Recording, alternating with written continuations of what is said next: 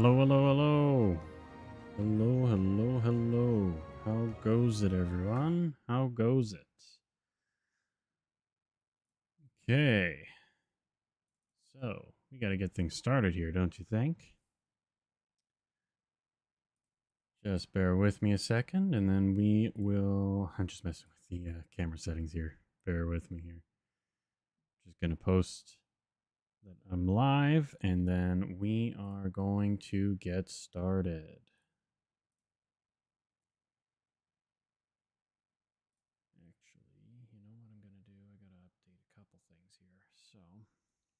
How's everyone doing?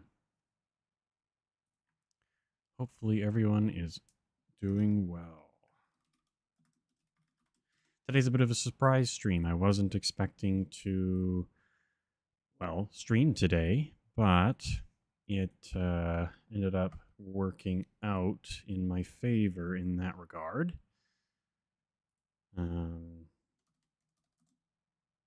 So I'm pretty happy about that. I've been actually enjoying the game quite a bit. I'll give my first thoughts once we officially hit the 3-hour mark, so in about half an hour. But until then, we're just going to continue on as normal. Let's see here.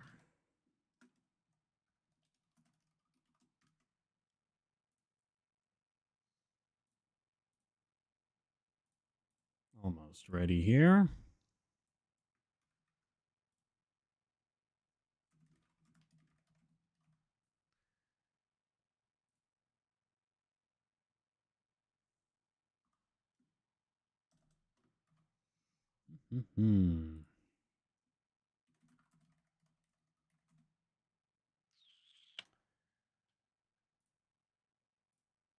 Let's see.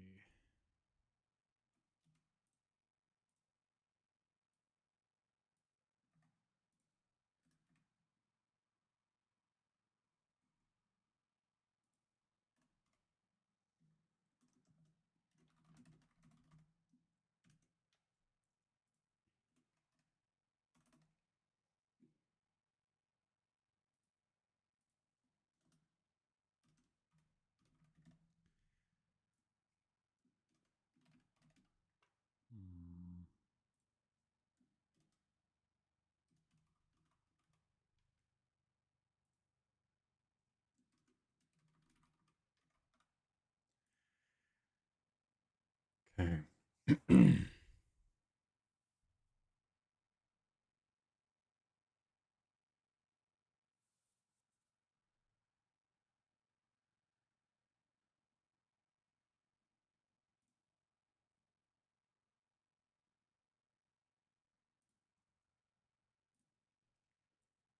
All right, almost done posting, and then we will get started. In the meantime, I will get this flipped over to the game screen. There we go. That's looking better. Cool, cool, cool, cool, cool. All right. Posted. Perfect. Okay. Okay. Let's flip this over to the side here.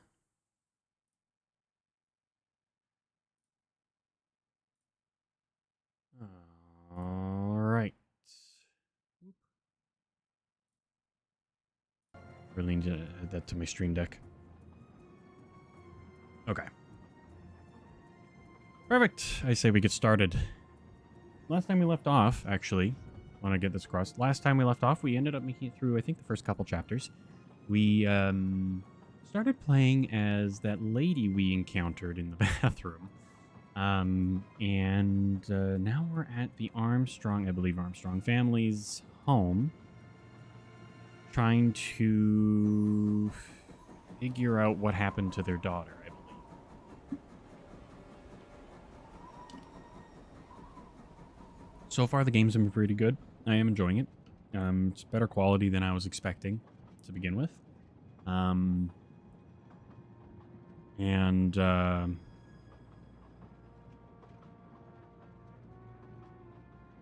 Yeah, No, let's just jump right back into it, shall we? And I'm not going to even bother reading that because it goes too fast. Anyway, so yeah, we're going to hit the approximately half-hour mark, and then I'm probably going to give my first thoughts on the game. Both for a video on YouTube, but also just for anyone who's watching at that moment and is interested. But we got to start talking with her.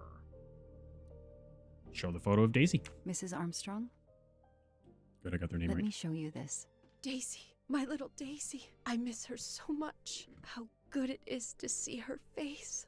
I can't imagine the pain you're feeling right now. She loved her little stuffed animal, Fluffy. She took him everywhere with her. The kidnappers Fluffy's a took good him name. as well. They didn't have to. That means they wouldn't hurt her, doesn't it? Every lead will be followed up. You have my word on that. Thank you. I shouldn't lose hope. Somehow. I know it isn't my case, but I just made a promise, and I mean to keep it. Okay. Let's talk about Miss Moreau. Do you know where I can find Miss Moreau? She's in her room. Already found her. Last door on the left. Tell me about the night Daisy was taken, especially anything about your daughter and Suzanne Moreau. Apart from seeing to our guests, I took a moment to check on Suzanne and Daisy in Daisy's room. Suzanne wasn't there, but Daisy was asleep. I sat with her for 10 minutes or so. Suzanne didn't return while I was there, but there's no reason for her to sit there all night when Daisy is asleep. I went back downstairs. Can I come back if I have more questions? Of course. Anything I can do. Okay, the stories Sonia and Suzanne tell don't match. I should recheck my file and track Suzanne's movements. Then we will do just that. Just want to see if there's anything else. Nope, just this one. So check the phone numbers in the file. Suzanne Moreau, I was only gone 5 minutes to phone my mother. She's in the hospital. When I returned, Daisy wasn't in her bed. I thought she may have gone to look at the party. But then I saw a ransom note on her pillow. I screamed and screamed. I couldn't stop. So Suzanne Moreau, her only 2 calls are here. Oh, was it this one? That is not exactly what Nope. Suzanne told me Okay. earlier. Suzanne was on the phone more than 5 minutes. Oh. Okay. Score. Nice, I did get the right one. For a second, I thought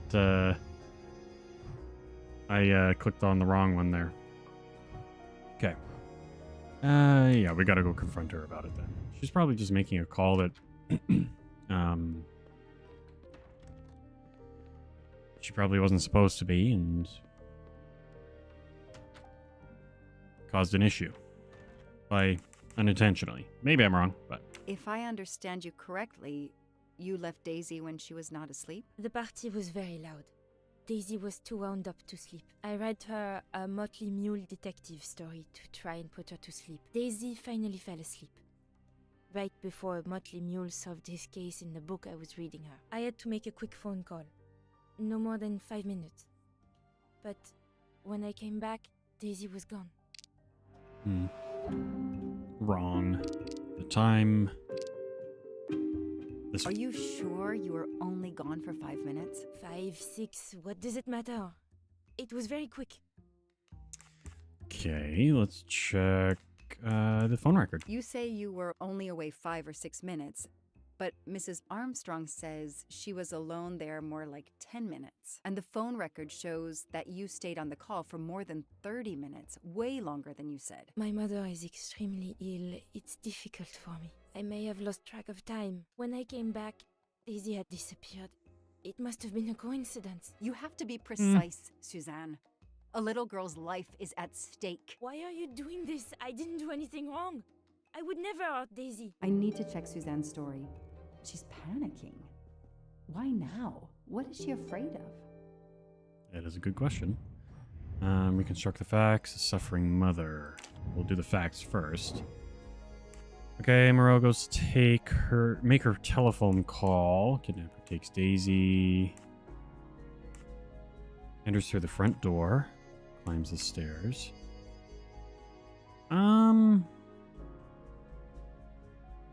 Front door. Ladder under Daisy's bedroom.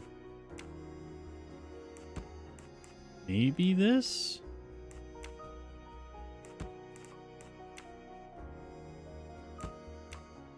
I don't know. Come on, Joanna. No. That's a rookie mistake. Climbs the stairs. Kidnapper, kidnapper, kidnapper, kidnapper. Construct the... Track the... Okay.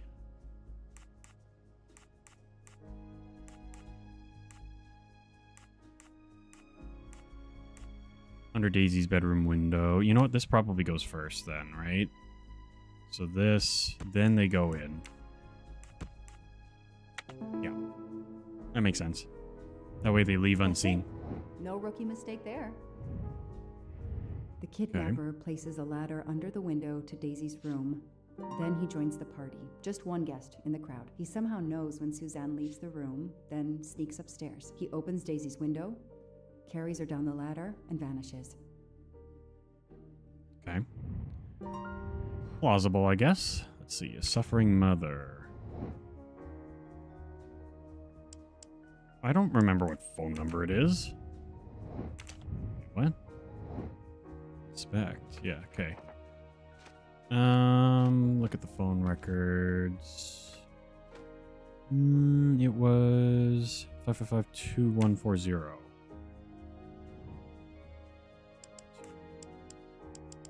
140. There we go. The detective gets it right. Oh, I guess, yeah, I would have to call her. Just right in front of her. The number you have called is not in service at this time. Please hang up and dial again. Or contact your service provider. Okay. The number Suzanne called is not in service? A hospital?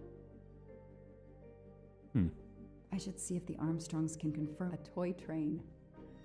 Now here I am on a real Interesting. one. So we'll have to talk to both parents, I guess. We'll talk with Sonia first. And then we'll go talk to... I don't remember what his name is. But, yeah. I spoke with Suzanne. She was phoning her mother. That's why you didn't see her when you went to check on Daisy. Yes, her mother. I tried to call the poor woman earlier that week, but the hospital said she's been in a medically induced coma for more than 2 months. Suzanne told me she called her mother, but she would have known her mother was in a coma. Unless, you know, she woke up. Unless she woke up right before then, but somehow I'm doubting that's actually the case.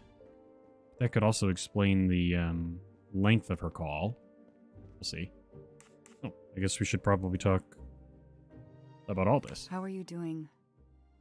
Are you holding up? You know, in the military, you're supposed to have the stiffest of upper lips. The Desert War taught me that soon enough. But this, it's difficult. Damned difficult. Harder on my good lady, of course. Let's see here. Hey, Maev, Charlotte. How's it going? Thanks for the follow. Okay, let's continue on Do you with know this. where I can find Miss Moreau? Her room is upstairs across the hall from I've already talked to her. Daisy's. She seldom leaves it. Did you see Miss Moreau during the party? I remember seeing her at some point, but otherwise, no. I was too busy with my guests. Wear the smile, shake the proffered hand. Okay, and her phone call. Ms. Moreau told me she called her mother. Well, why not? I believe they are very close, and the poor woman is not well. She needs some experimental treatment that isn't available yet in France. Interesting. I won't okay. be long. Take whatever time you need. So he's not aware of the coma. Okay.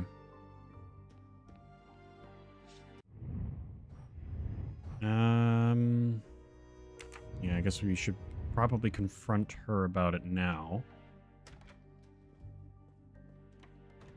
The phone number. The number you called that night is no longer in service. I don't understand. That's the number the hospital gave me to call my mother's room. Okay. You told me you were on the phone with your mother when Daisy was abducted. As we said earlier, I didn't pay attention and was on the phone longer than I said. But since my mother is very ill, she had to leave her hometown, Lyon, because the treatment is not approved yet in France. She is in an hospital in Boston for a special treatment. I call her every night to check on her. When I came back, Daisy was gone. I'll never forgive myself. Didn't pay attention longer. Very ill. She's in a... Okay, which is possibly true, because that's what the husband said. Call her every night to check on her. When it came back, Daisy... Let's go Are this you one. sure you called your mother? Yes. Every night She's in a since coma. she was admitted in December. Coma. Suzanne, I think you really care for Daisy. If you do, then tell me the truth. You can't have been calling your mother while she's in a coma. My mom really is in a hospital in Boston. She really is in a coma. I wasn't calling her. I was on the phone with my boyfriend, Noah. Why lie about it? Why are you panicking? Because he's gone. I haven't heard from him since the night of the kidnapping. I'm afraid he's somehow connected to Daisy's disappearance. That he was just using me somehow. But I swear I talked to him. Yes, for more like 30 minutes that night. So he couldn't have kidnapped Daisy at the same time we were talking. But he could have kept you talking so someone else could take Daisy. Yes, you can see why I lied. Can't you? I was afraid you'd suspect me of having something to do with it. You can understand that, can't you? Suzanne, I want to believe you, but you've made it harder to find Daisy. Do you realize that? Oh my god. What have I done? What's most Been a important is moron. not what you've done, but what you do now. Go. I'll be back to talk to you. No more lies, Suzanne. For Daisy. No more lies. Okay. Noah. The name might lead us to that little girl. I am on this case now, whether my captain wants me to be or not. True. Les Miserables. Huh. Glasses case, I guess? What's Yep. in the glass case? Oh, big surprise. Glasses. Yeah. It's in this one. Okay, An keychain. Eiffel Tower keychain, but no key. That's not that surprising. People get keychains all the time. Small jewelry box. By the size, I'm guessing earrings.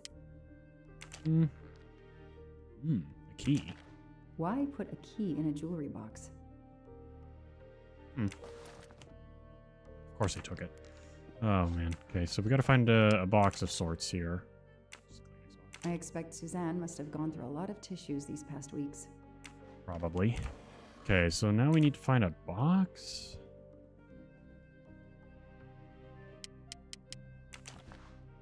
This is the book she said she read that night. Ah, hold on. There we go. Maybe not a... That doesn't work. Oh, okay, never mind. Not the right key. Here, I thought I had something right. Could be another one of these, but I don't know. Keep looking around, though. Toy train. A toy train. I can't look in the drawer there. Hey, the cat's gone. Okay. I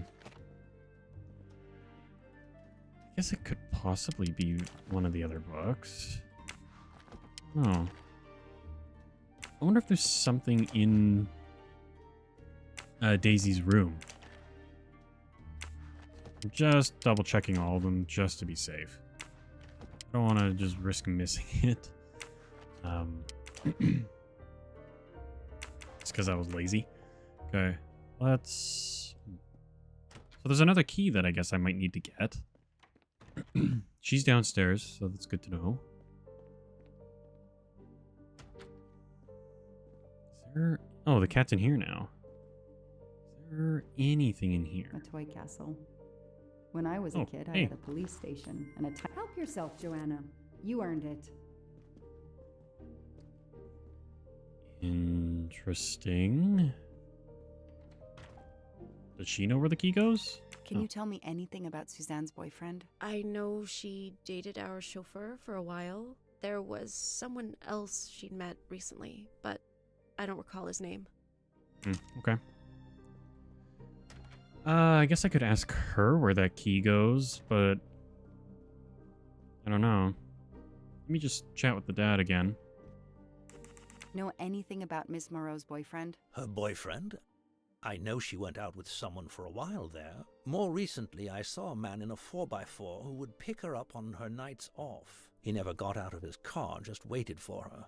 She did seem to spend more time than usual on the phone these past few weeks, but she worked hard. We weren't going to begrudge her what free time she had. Since the abduction, she keeps pretty much to herself.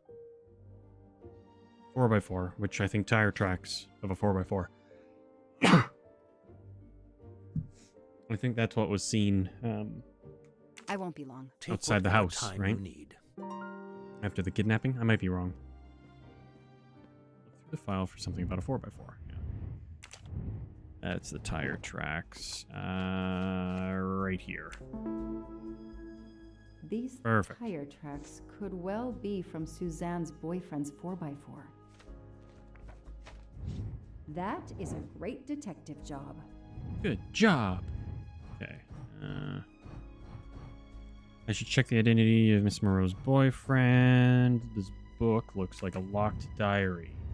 Key didn't work, though. Unless maybe I just turned it the wrong way? Small key. Any idea what this small key unlocks? No, I found it one day on the floor. I kept it in case someone lost it. Tell me about your boyfriend. Have you been together long? My boyfriend? Why? He doesn't have anything to do with this. You don't know Please, that. Suzanne, the sooner you answer my question, the sooner we'll be done. His name is Noah Garrity. I met him at a Lunar New Year party in Great Barrington. He is a kind and caring person. Although, well, I miss him. He had to go away on business. He should be back. Okay. Sympathy and support for the Armstrong family during this difficult time. Thoughtful, but never enough. She is. What a dear child. And on the back, okay. Resident Evil games have me looking at the backs of everything nowadays.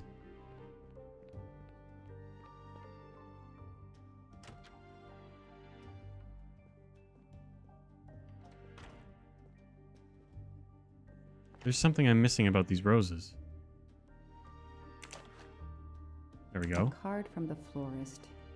It's signed N. That's from Noah, I take it.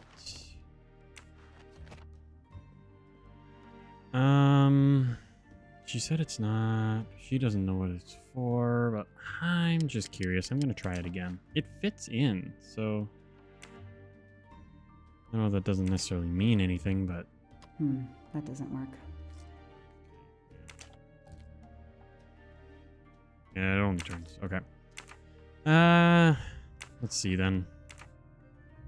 What else could I be missing? Now that I have his name, maybe there's something I need to do. Okay. Is there maybe a room or something that I'm just not interacting with? Nothing up here. We'll double check around in Daisy's room. I'll have a quick chat with her. Nope, there's nothing new.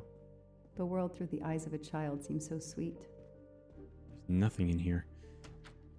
Looks exactly like something that would be some kid's room, but...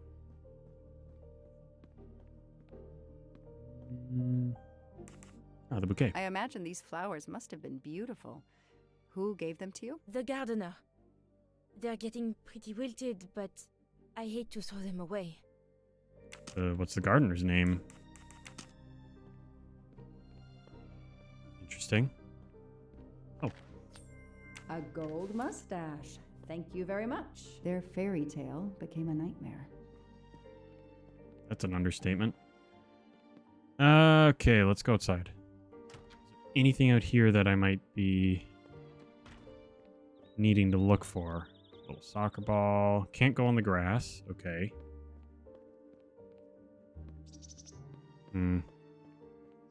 I can't go anywhere. I can't go that way. I'm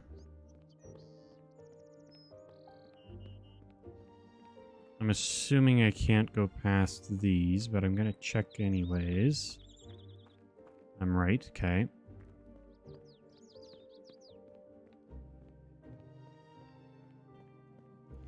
Okay, why can I interact with this? What's in here that I haven't interacted with yet? Nothing. Got it. Okay. Let me check with the parents again, but I would like to think that somebody should be telling me something about these keys. I No. won't be long. Take what... Okay, what am I missing here?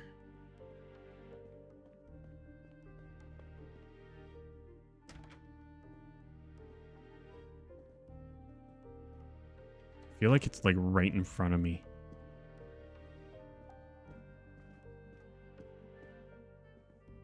She's got nothing. Yep. Okay.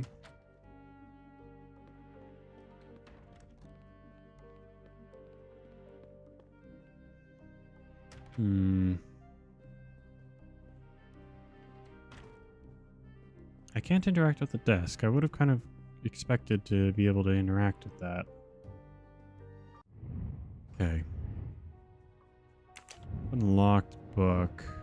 Let's take a look here. No kidding. In her personal belongings? Okay. But where?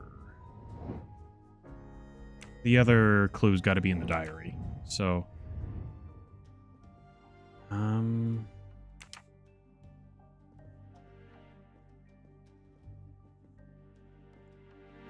of her stuff should be in here, right? What am I missing? Is it? Let's just look at that last hint.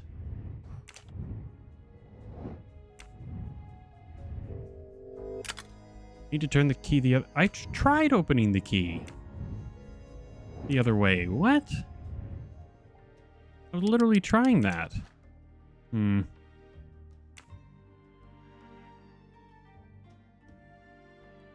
Oh, like that. Oh my god. Okay, Suzanne. Let's see what you haven't told me. Yeah, you lied about the key then. Ugh. Let's see. February 9th, 2019. Day at the park with Noah. I can tell he's opening up more and more with me. I chattered on and on about my job. I told him how much I liked the Armstrongs, especially Daisy. I really feel like he's invested in our relationship. That kind of man is so rare these days. February 14th. Valentine's Day. Noah and I went to the Blue Lagoon, our favorite restaurant, for lunch. It was wonderful at first, but then something happened. Noah received a text message. I don't know what it was, but he said we had to leave. He wouldn't say anything else. Instead, we went away somewhere in the mountains. Finally, we arrived at a cabin in the middle of nowhere. He told me to stay in the car. Not very romantic for Valentine's Day. 23rd. Noah gave me flowers. He's usually very attentive, but despite everything, I felt he was more distant today. I hope he's well. I would like to be more present for him, but I don't want to interfere with his private life. Okay, March 15th. Wait, should I have been clicking on these? No, okay. It's been a while since I wrote in this diary. I didn't have the strength, and I think this is the last time I will write in it. My dear Daisy was kidnapped, and I haven't heard from Noah since that day. It was the night Daisy was taken. He talked and talked. I left Daisy too long, and now she's gone. I thought he loved me, but he just never called again or anything. He hasn't replied to my messages since the night Daisy... I'm lost. It's my fault. Daisy is gone. I didn't watch over her. I can see why Suzanne didn't tell me everything about this, Noah. It's clear when you disappeared that she realized something was very wrong. Yeah, that's an understatement. There we go. Turn the key around. It's those think outside of the box situations that always trip me up. I don't know why, but it's such a simple thing, yet I always mess them up. I've played through some of the Professor Layton games, and they are full of puzzles like that I just never can figure out. Tread marks of a four-wheel drive vehicle were found outside the garden on the night of the kidnapping. Noah drives one, doesn't he? Where is he, Suzanne? If you know anything more about him, you have to tell me. I know what you're thinking, but it's impossible. He was very nice to me. He never did anything to make me suspicious. We went out to eat, to the movies. Just like a normal couple. He's not the only man in the Berkshires who drives that kind of car. Okay, well, I know which line we already have to deal with. I need evidence she's lying, not guesswork. You really didn't notice anything strange about Noah until he vanished? He could get moody at times, as if he had a lot on his mind. Valentine's Day. In your diary, you say that Noah took you to a cabin in the mountains on Valentine's Day. You read my diary? I'm sorry, but we yeah? have to find Daisy. We both want that. So yes, I looked in your diary.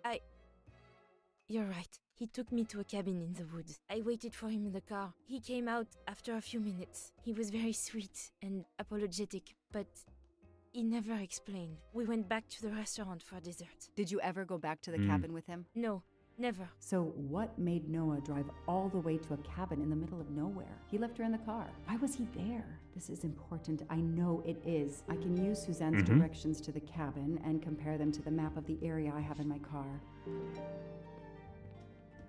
Okay. Okay, so I guess we just gotta go. I'm just gonna double check. Oh, can't talk to her. Okay, so yeah, we just gotta go to the car. I guess look at the map and try and pinpoint it.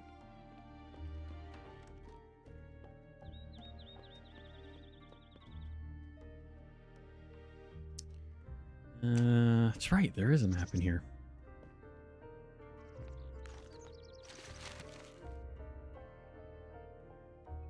Thanks to the information Suzanne gave me, I should be able to find the cabin on this map. Okay, so don't really remember the road, but I know that we left town and crossed two bridges in some thick woods. There's two bridges here, one here, one here. It also could have been these two.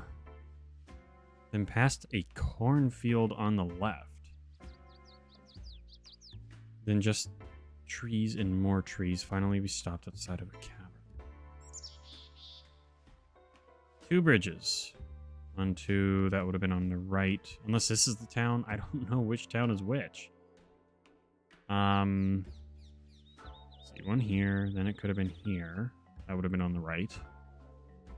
One bridge here. No. They crossed two bridges before being in a forest.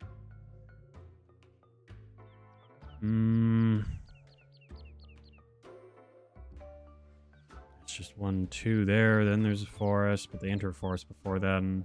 1, 2, maybe there. Cornfield on the left there.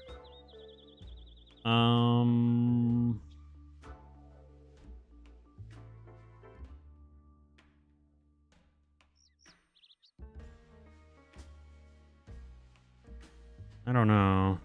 Probably not here. That doesn't really match. Doesn't really match. That can't be the right place. Don't mind me, I'm guessing. Just trees and more trees and then a cabin. So it's gotta be Doesn't really match. one of these in the forest, right? Cornfield on the left after two bridges in some thick woods. And this is just guessing if this is the town here, right? It could be from here, right? So it could be these two. And that could be that. Then they cross an...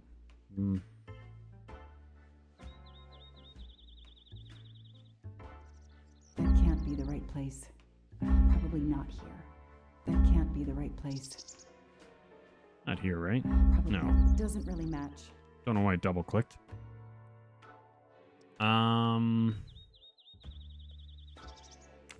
Okay, let's just get some hints here. Is the one on the left. Okay, that helps answer something. Okay, so she came from the one on the left. They crossed two bridges. So this road crosses two. In some thick woods. There's one. Then two, then no. Don't know where that's going. 1, 2, then some thick woods.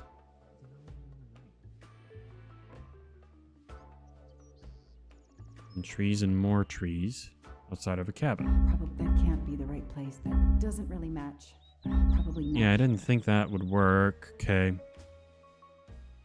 Well, there's a oh, here? I got it. The cabin has to be here. I have to find that cabin. I hope I Found won't it. be late. Jeez.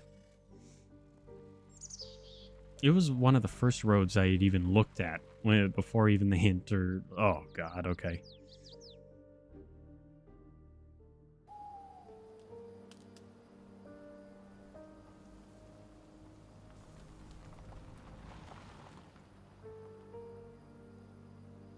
Okay, let's see what's what here.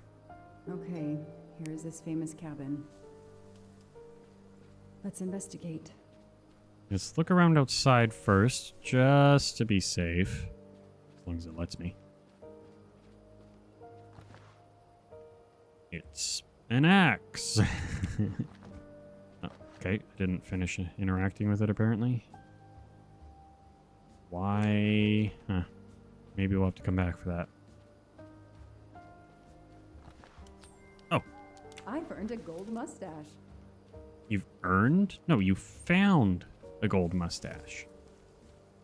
That barrel is sturdy enough. I could climb on it. Oh. Well, I didn't think I'd need to do that. There's bars on the wall. Wait, whoa, whoa, whoa. Look, there's a stuffed animal in there.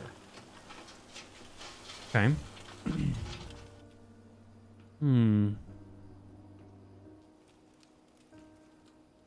Up. There we go. Okay.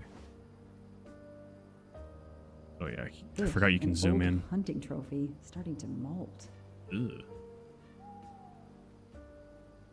Some Empty bottles. wine bottles.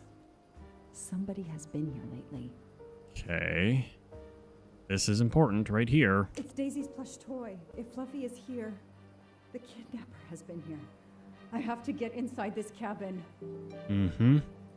Okay. Let's see if we can get in from the front. Might not, but then that might be where the axe comes from. Jump on Valentine's Day? What a romantic. The broom isn't sturdy enough to force the door. The door is solid and the lock is new. I have to find a way to open this door. It's an axe that's still interactable. It must be, right? A maul for splitting wood. Perfect for attacking doors. True. I'd say Jack Nicholson agrees as well.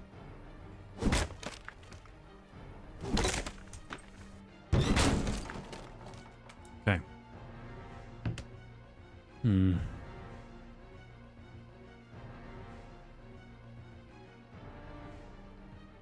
Look at that. A broken door to investigate. No need for a warrant. Some people seem to have played here before. That's not how that works, but okay. Some boxes. I wonder what they were used for. A lot of tools. I guess somebody noticed the cabin was about to fall down. The stove is cold. Nobody's been here recently. Okay. Oh. No, I thought I could interact with it, but it was something else. Let's head in here. Why am I able to... Interesting. It's a hairbrush. That's a woman's hairbrush. Did Suzanne actually come in here after all? Interesting. Just imagine that. Actually, it wouldn't surprise me too much.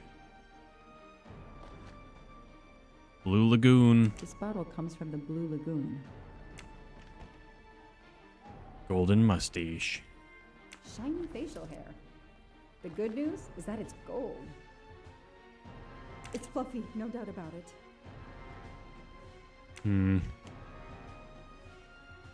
Okay, what am I missing in here? See how much more there needs to be. Investigate the cabin. Unlock the secrets I know this cabin holds to find out what happened to Daisy. Okay.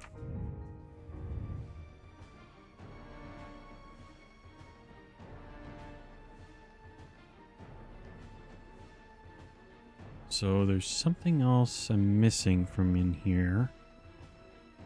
Unless it's something outside that I didn't see before, but something tells me it's probably inside. Beneath there. Looks like a gas can. Okay. Oh, there we The go. door is scratched and worn in this area. The setting must have been moved a lot. I wonder why. Let's move it.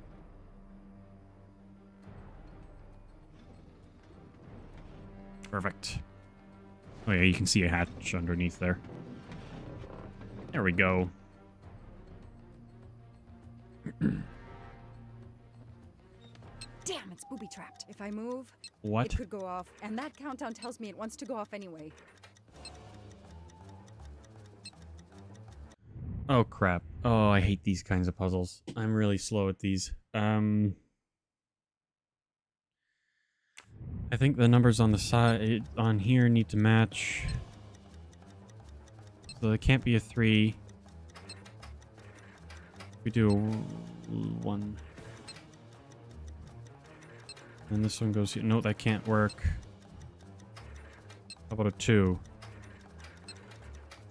Get a 4 here. That works. There we go. Whew. Oh, there's more. Great. Okay.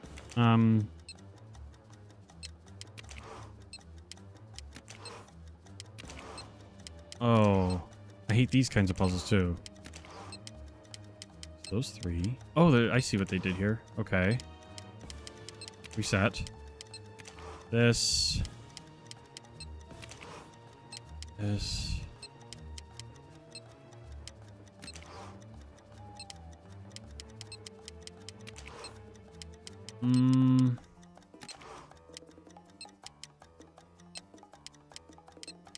No, I don't think that's right.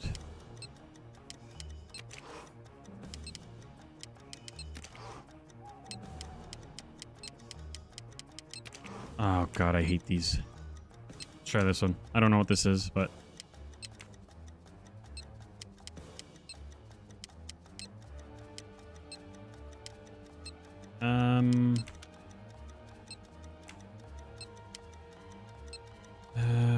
Middle. Oh, boom. There we go. Okay. Oops. Since I'm Of course. telling this story to you, Mr. Poirot, you should be able to deduce I didn't blow myself up. Let's see if I can Yes. remember how I diffused the bomb. Okay, so we already know that this one's the top one. And then that bridge connects to there. Okay, so then where does this one go? That one, yeah, never mind, that one makes sense.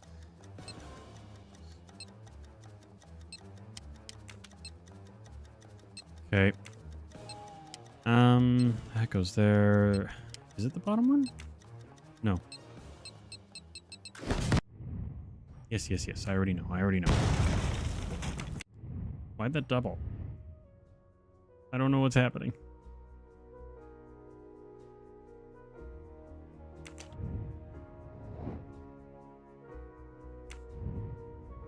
Wait, why did it go to a menu? Weird. Please don't. Since let's There we go. Okay. I already forget. I think it was middle, right? No.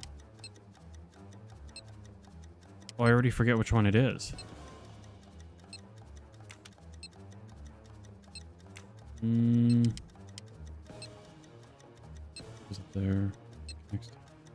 Next there. So it's not that.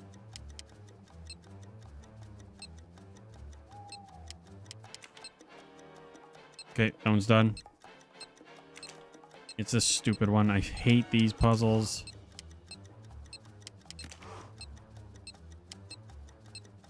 Oh, okay. So far, so good. I got it. Wow, I wonder if that's how close it was. This would have ended my investigation right here. These rods are heading towards the canisters. It must be the trigger for the explosion. I smell a strong, sweet smell. Damn. I think these are filled to the brim with diethyl ether. Incredibly flammable. It looks like the kidnappers wanted to utterly destroy this place and whoever opened this hatch. A wooden crate? I have to open it.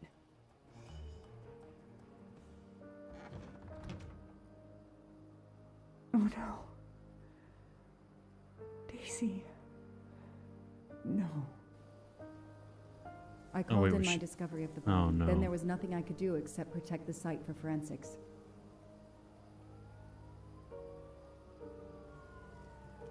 The forensics team arrived an hour later, cordoned off the cabin with crime scene tape, and went to work, looking for physical evidence, fingerprints, testing for fluids, DNA, any clues science can uncover.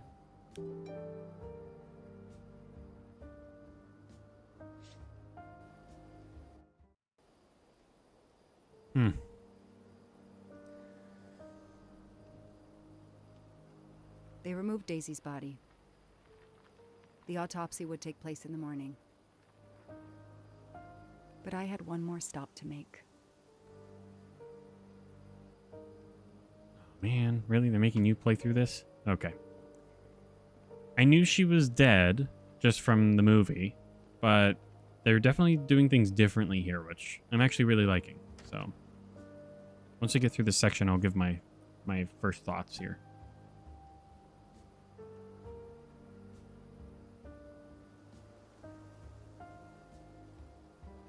Oh no!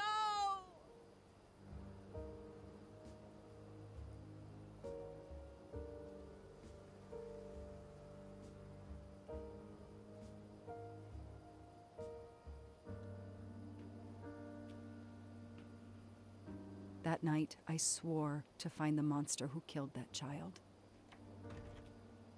Finish chapter 3. Simple mistake leads to grave consequences.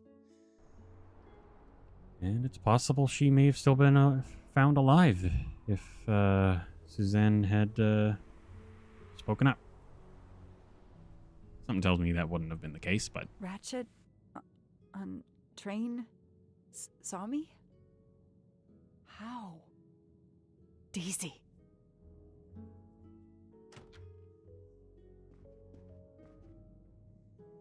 She was awake? And then she collapsed again. I take the responsibility. She was weaker than I realized. Oh. Lie still while I examine you. Pupils dilated? I'm all right.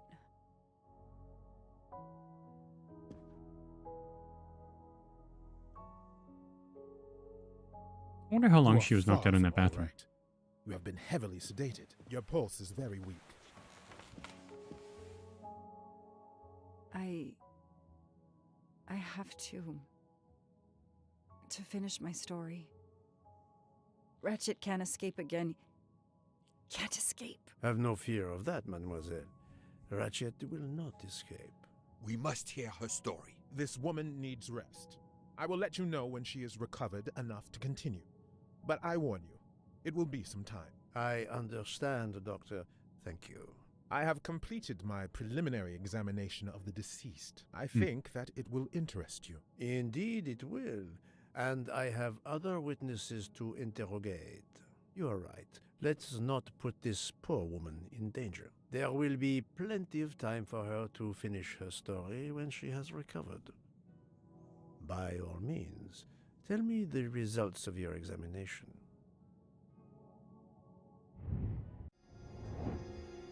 Okay. Murica, private investigator. No, she's a police officer. She's a detective. 32. There we go. That was easy. Yeah. Okay, let's do time of death. Can you estimate the time of death? Rigor mortis was advanced, but not complete. I estimate the death occurred between midnight and 2 in the morning. That tallies with the witness statements I've collected so far. Okay. What is the cause of death? Multiple stab wounds to the upper torso. It's odd there are no signs of a struggle. That might indicate one of the first wounds was enough to kill him. It seems that Monsieur Ratchet had taken sleeping pills during the night. Ah, that would explain the lack of defensive wounds. Mm-hmm. Mr. McQueen and Mr. Masterman told me that Monsieur Ratchet didn't smoke. Can you confirm this? I can't say without a more extensive post-mortem. Okay. What can you tell me about the stab wounds? I counted 12 in all. 1 or 2 are so slight as to be practically scratches. On the other hand, at least 3 would be capable of causing death. The angle of the wounds is instructive. Most appear to have been struck by a right-handed person. But you see, this one, under the right armpit, it's not a deadly blow given the depth, but a right-hander couldn't have done it. It was most certainly struck with the left hand. So, our murderer is left-handed. No, it is more difficult than that, is it not? As you say, Mr. Poirot, some of these other blows are just as obviously right-handed. Multiple killers. Do It's we gotta be have a first and second murderer, as the great Shakespeare would put it? The first murderer stabs his victim and exits left. turning off the light. Then a second murderer comes in the dark, does not see his or her work has been done, and stabs a dead body. Magnificent. You think so? I'm glad. It sounds to me a little like nonsense. Yeah. Okay, let's leave the Thank conversation. you, Doctor. Excellent work under difficult circumstances. Please let me know when I may speak again with Mademoiselle Locke. Of course. What's the best way to find out who is a vape smoker? Ask the passengers if they like the taste of bananas, if they smoke. Probably. Just asking them is probably it, but it might be offering. Yeah, asking. Yes, that's certainly a good place to start. Recall a conversation about vapes or cigarettes. Ask a book who... No. Remember people I have seen smoking. Sorry. I don't I didn't remember. think so. Yeah, remember. Yes, I have personally seen some passengers smoking. I just have. I don't remember. Hopefully he does. Who they were. What's the best way to find out who's a vape? Ask someone who smokes a lot if they know a vape smoker. Search the suitcases of all the passengers. Wait for the next stop at the station. Honestly, it could be number 2. No. No. I have no. Oh yeah, he official can't. authority. It's illegal.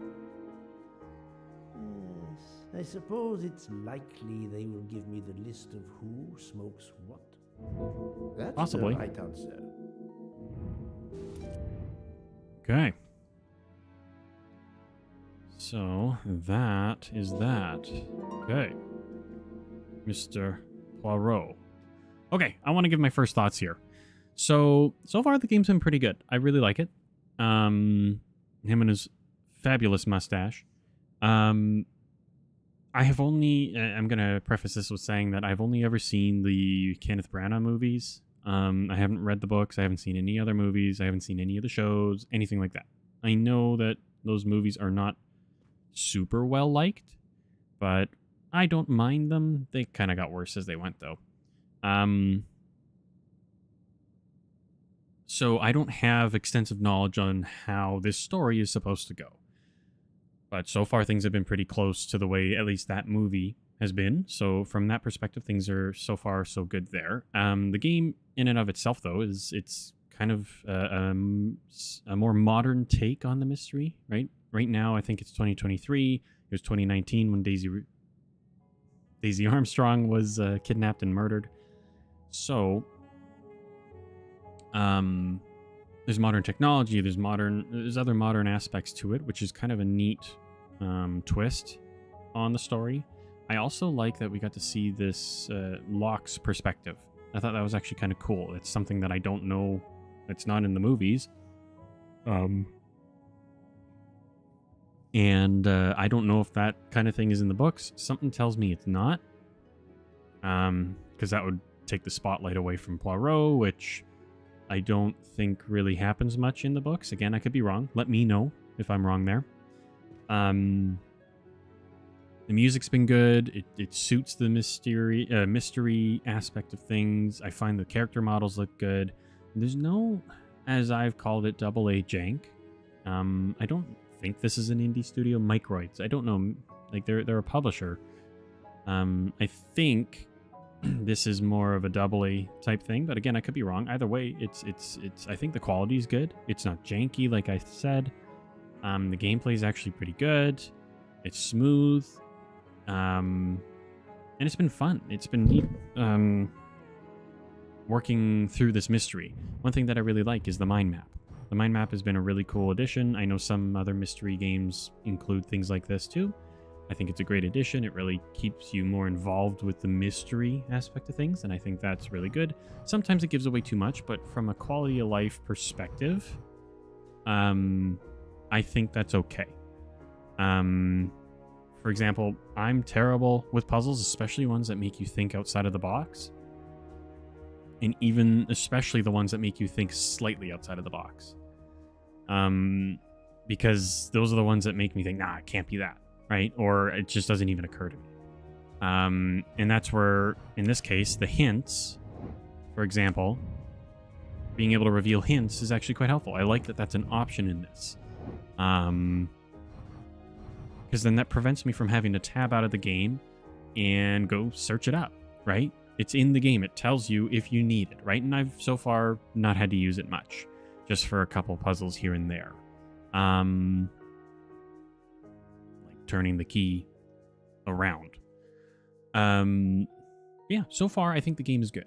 I'm really enjoying it. We are, about 3.5-ish hours? Yeah, we're about 3.5 hours in. So I wanted to wait until about 3 hours so that I could kind of get an opinion on it. I wasn't sure if I was going to enjoy the game, and so far I am. I'm actually quite glad that I ended up playing it. I got it for quite cheap in a bundle, so from a cost perspective, it's already been worth the money, in my opinion. So any of you who are familiar with this series so far, I would recommend it, especially if you can get it for cheap. But my opinions on this could completely change by the time this is done. I believe it's about a 9-ish hour game. I don't know. Maybe I'll get through faster. Maybe it'll take me longer. But as of right now, I can recommend it. Again, that could change in the coming hours. So yeah, those are my early thoughts on Agatha Christie's Murder on the Orient Express, by, or at least published by Microids. I don't know if they actually developed it or anything like that, but so far, good game. Enjoying it. Yeah, those are my early thoughts. So I'm actually going to timestamp that. 1 second. I was going to open up a notepad, but I have very quickly learned that using notepad is not a good way for me to do this. So I'm going to use sticky notes. So we are about 58 minutes.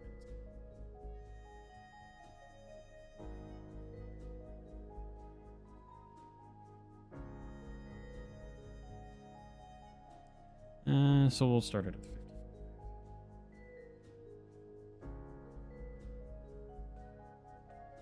This is the February 16th.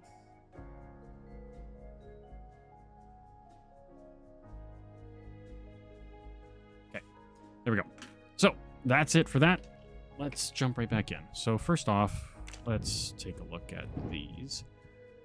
The fact that they're here means we can do them. What are the links between Locke and Mr. Ratchet? Yeah, the photo goes there. Police officer explains those things. There we go. Easy. Easy. Et voilà. Et voila. Okay. And what's this one? Who smokes? Okay. I don't know. No, I don't think she does. Well done. Yeah. He does. Right. He does smoke. I don't think he does. This is wrong.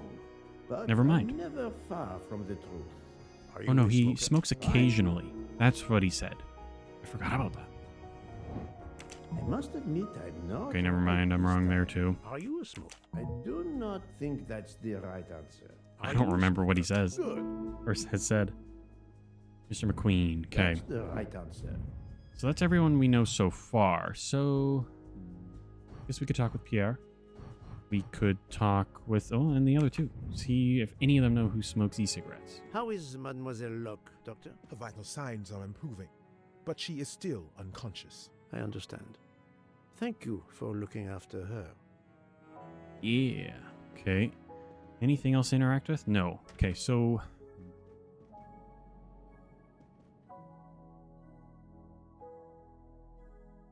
nothing outside. Okay. So we are in the first car here. Who's in here? Oh, Hubbard. Captain right? Arbuthnot, Oh, no, I beg your Arbuthnot. pardon, but could you answer a few questions for me? I'm grateful you found my ticket, Poirot, but now is not convenient. I certainly didn't expect such a resistance. Okay, we'll have to note that. Okay, let's just check the other doors, just in case. I don't want to have to come back and then find out that I missed one of the doors, right? Okay, he's not there. Nobody's there. I don't think we can go... Oh, that's the map. Okay, and that's storage. Okay, so we'll go check out the second car. And then hopefully we might find some people. Let me try I one. need to be sure before accusing the captain. Yeah, I don't remember if I've seen him smoking. And I'm assuming the fact that the game did not offer him as an option for smokers makes me think that that may still be the case. This is my room, right? Yeah. Is there any real reason to come in here? No. Okay, this was Ratchet's room. This is Hubbard. I don't know who's in here. This is where we found... What's her face, I believe. Okay. Locke. Joanna. Okay. We've got people to talk to in here. Most of the passengers pass by the bar during the day. They eat, drink, write. Maybe I can use this information for my investigation. Maybe? You absolutely can. Right-handed or left-handed? Writing.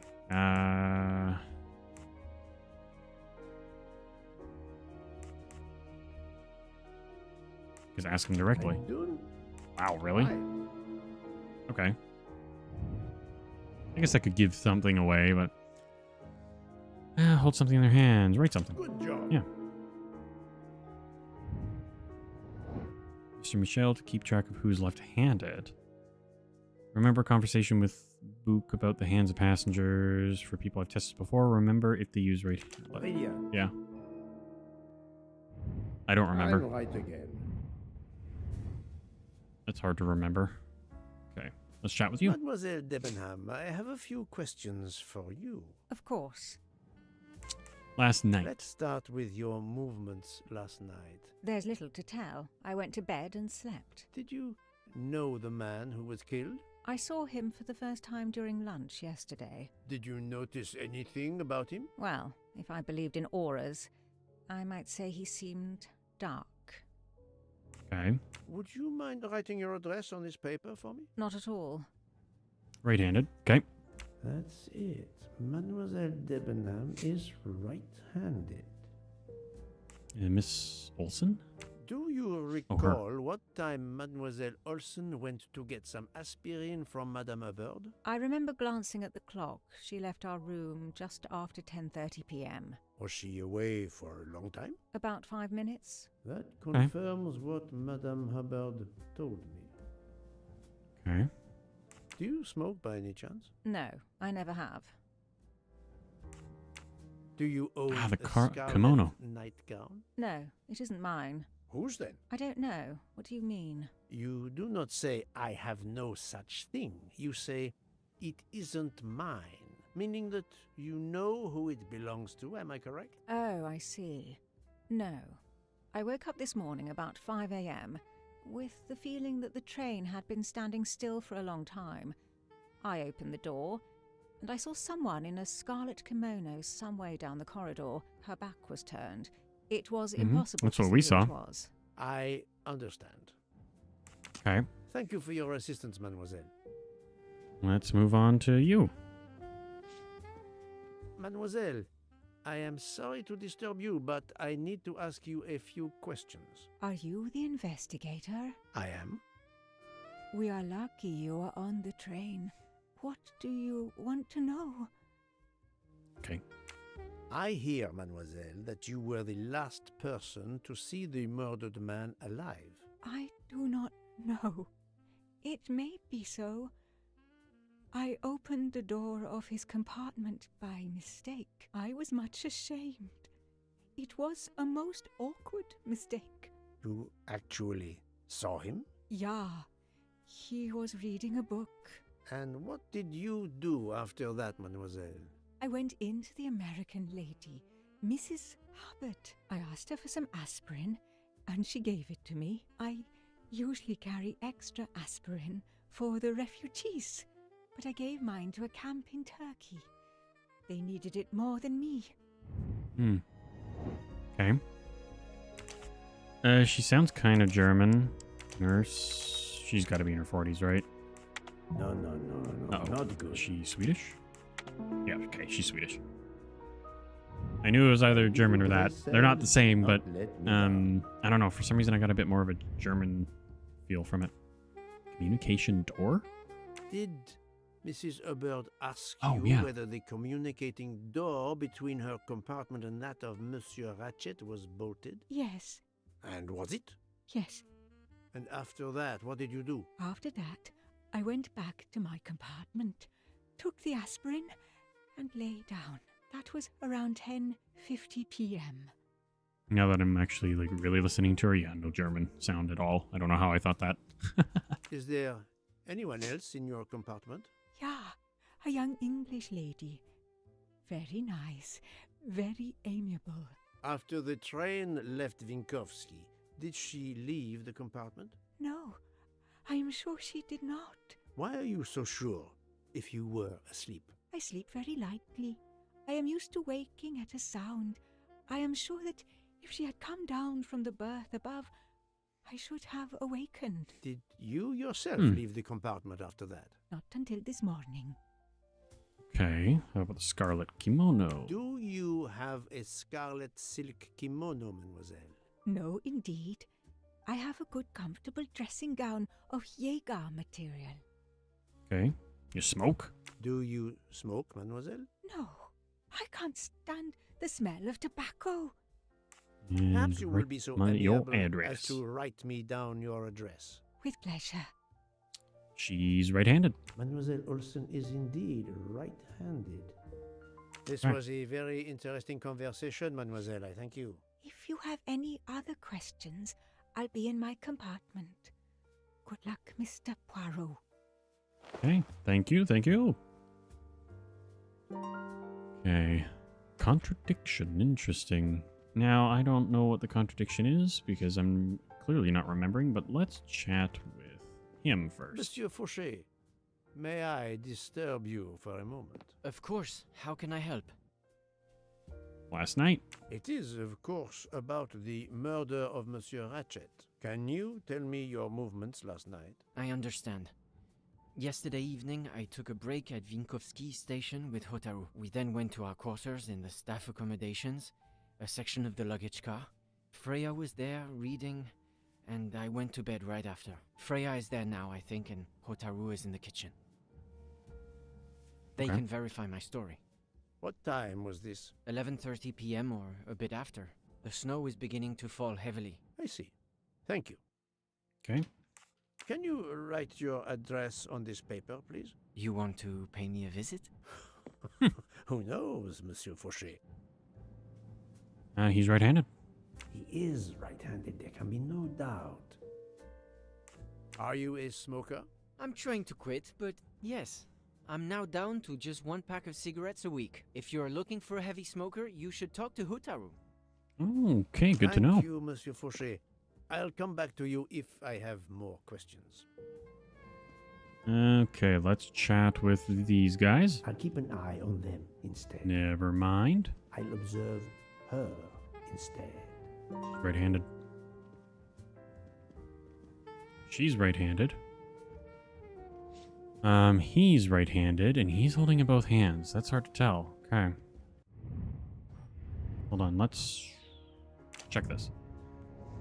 Okay, she's right. He's right. I'm gonna say he's left. I do not You know, think they're all that's right-handed then. Oh wait, yeah. What hand is the handle at? He's right-handed. Okay, they're all right-handed. I'm an idiot.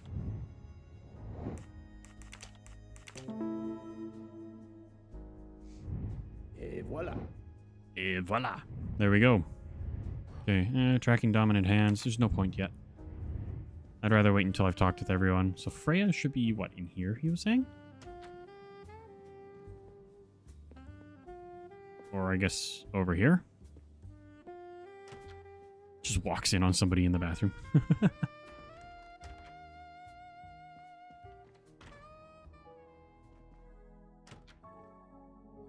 Ah, hello, Book. Man, where is everybody? So, Poirot, I hope you are progressing in your investigation. I have not finished yet, but it is progressing, yes. I still have many questions that must be answered. I will report to you as soon as I can. All right. Hey, battery yet? There he is. Oh, is he sick? Looks kind of sick. Let's check if there's anything else in here. Doesn't look like it. Ah, Monsieur Maury. Would you have a few minutes to give me? I have some questions to ask you. Do I look like I can answer questions? The room is spinning. My head is about to explode. You were celebrating last night? Celebrating? When Freya always wins. Ah, what am I saying? If you want my answers to your questions to make sense, help me recover. You see there, the magnet on the fridge. That is my special recipe. I call it my day after survival tonic. If you could make me my special tonic, I might survive long enough to answer your questions. Jean Really? knows the recipe very well. He can help you with the preparation. Very Okay. well, Monsieur Maury. If I must, I must. Seems a little I silly. will make you your day after survival tonic. Okay, he's a chef. I'd say 55. Yep. That was easy. There we go. Okay, so let's see. Well, let's take a look at the recipe first. Day after survival tonic. I don't know, 1/2 lemon juice, 15 of fresh sparkling water, 6 mint leaves. That's a lot of mint. 5 of ginger juice. Okay. What the heck? Oh, that's exactly how we... That's funny. Use the mint. Looks like mint. I don't see anything in here. Why would I open that? Okay.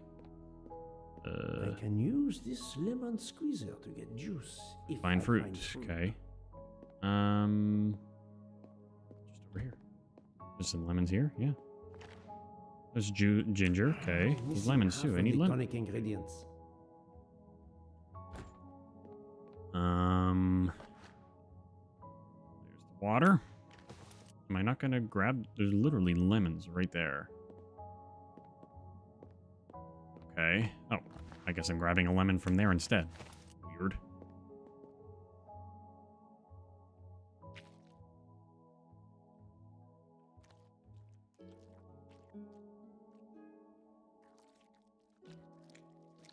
Okay.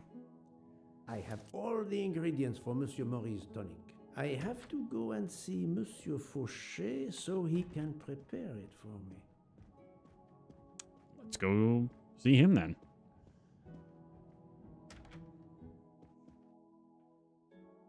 My TV is very dusty.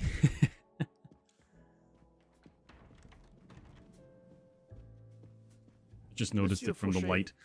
May I disturb you for a moment? Of course. How can I help? Day after survival Monsieur tonic. Fauché, I need your help to prepare a cocktail. What is this phrase? This is music to my ears. What can I fix for you? A mojito? A gin and tonic? Or perhaps a martini? Shaken, not stirred? It's not for me, but for Monsieur Maury. Ah, his day after survival tonic. Unfortunately, I know it well. Here is everything that was listed on the magnet. Excellent! I can take it from here. Mr. Poirot, I'm uncertain about the lemon juice. Is it half a lemon or a full lemon for the recipe? It's half. Half a lemon. I can't remember if Hotaru prefers it with ginger or without. Do With. you remember? How do you can not remember assure this? You said that you know he how will to do. want the ginger. There's ginger juice or whatever, I think it said. Is he going to ask about the 6 mint leaves? Doesn't look There like you it. are, sir. Hotaru will be himself again. Excellent. Thank you very much. Okay, there we go.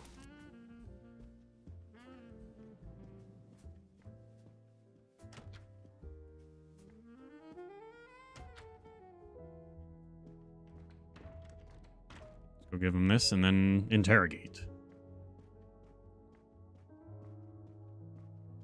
Hey, boss man. Here's your Here drink. you go, Mr. Mori. I hope this will help you. Thank you very much.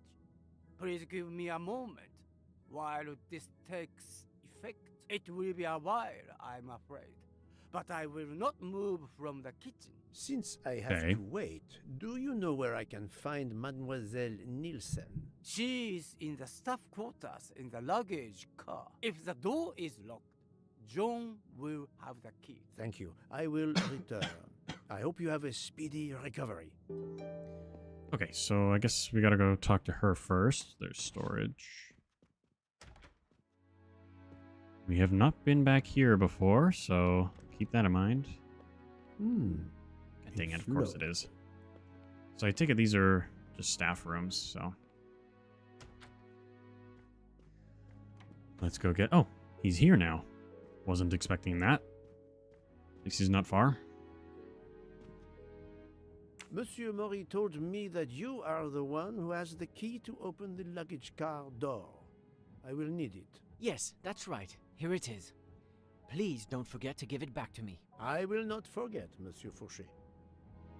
Don't forget to remind me. I have a favor to ask.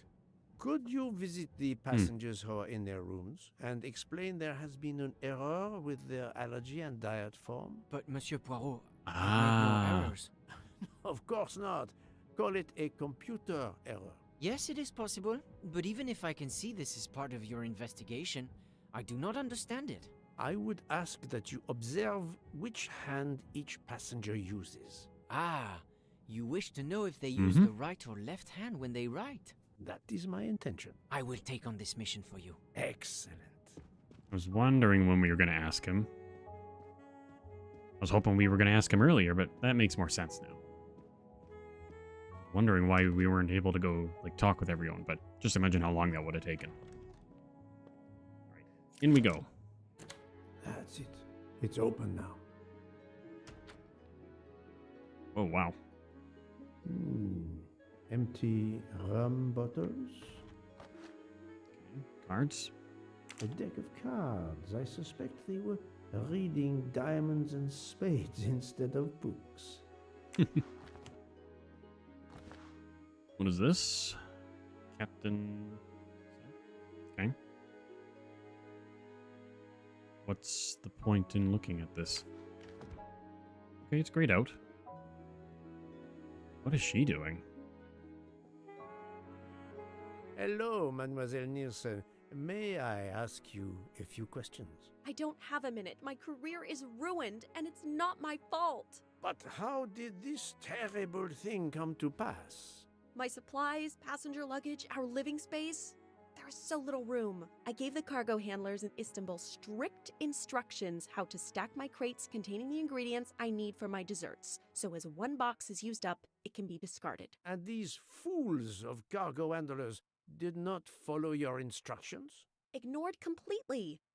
I have 4 crates that must be moved from there to here to correct the order they are stacked. But placing the wrong crate on top of a smaller crate will crush it, its contents, and my career. Calm yourself, mademoiselle. I understand. So, the problem is these 4 crates must be moved there, but carefully. Yes. I have to move these 4 boxes from this location to here. But there is not much space to move the boxes, and I have to be careful never to put a bigger box on top of a smaller one, or the smaller crate will be destroyed. The problem is clear. I shall assist you. First off, I hate these puzzles. They're stupid. Second, there's so much more space in here that this is not a problem. It is in no way a problem. But let's see here.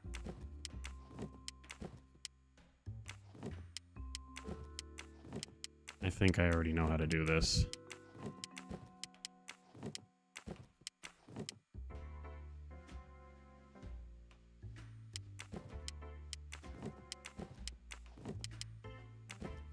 There we go.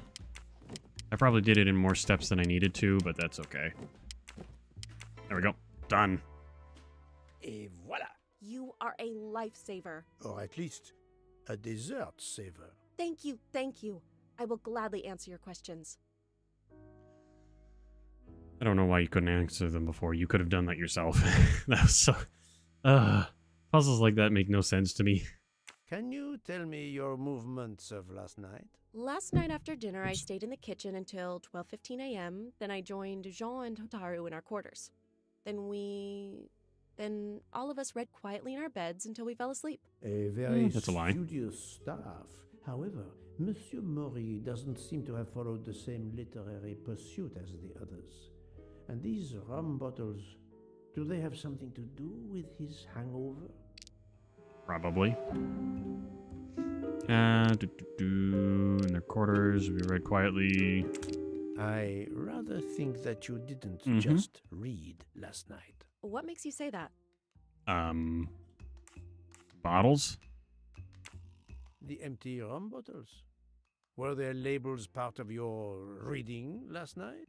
My fault. I must have left them there before I put them in the bin. And these are straight from the bar. Our passengers must have drunk them. I have my doubts. But why would she feel the need to lie? Exactly. How about his headache? I spoke to Monsieur Mori. He seemed to be quite hungover. He even asked me to make him his day after tonic. He blurted out, "Freya always wins." Wins what? There we Looking go. around, it is clear you were gambling and drinking most of the night. You don't understand. It's late when we're off duty, but we need to unwind. And now Well, there's that's been fine. a murder? Yes, I admit it. We went overboard last night. But please don't tell Mr. Book. It's against regulations. We could all be fired. Mademoiselle, I realize your difficult jobs have been made more difficult. But as you say, there has been a murder. I must have the truth. Of course. I'm so sorry. It's not such a crime. I'll leave it there and check in with Monsieur Fauché. Yeah, like, it's not that big of a deal. Would you mind writing your address on this paper? I'm asking everyone on the train for addresses, in case I need to contact them once they leave the train in Paris. I understand. She's right-handed. Yes, that's it. Mademoiselle Still haven't found the Nielsen left-hander. is right-handed. Okay. You Do smoke? you smoke? No, I never have. Thank you. Okay. Thank you for your answers, Miss Nielsen. You're welcome. Okay, Hotaru should be good to go now, I think. Oh, hello there. Another golden mustache to treasure.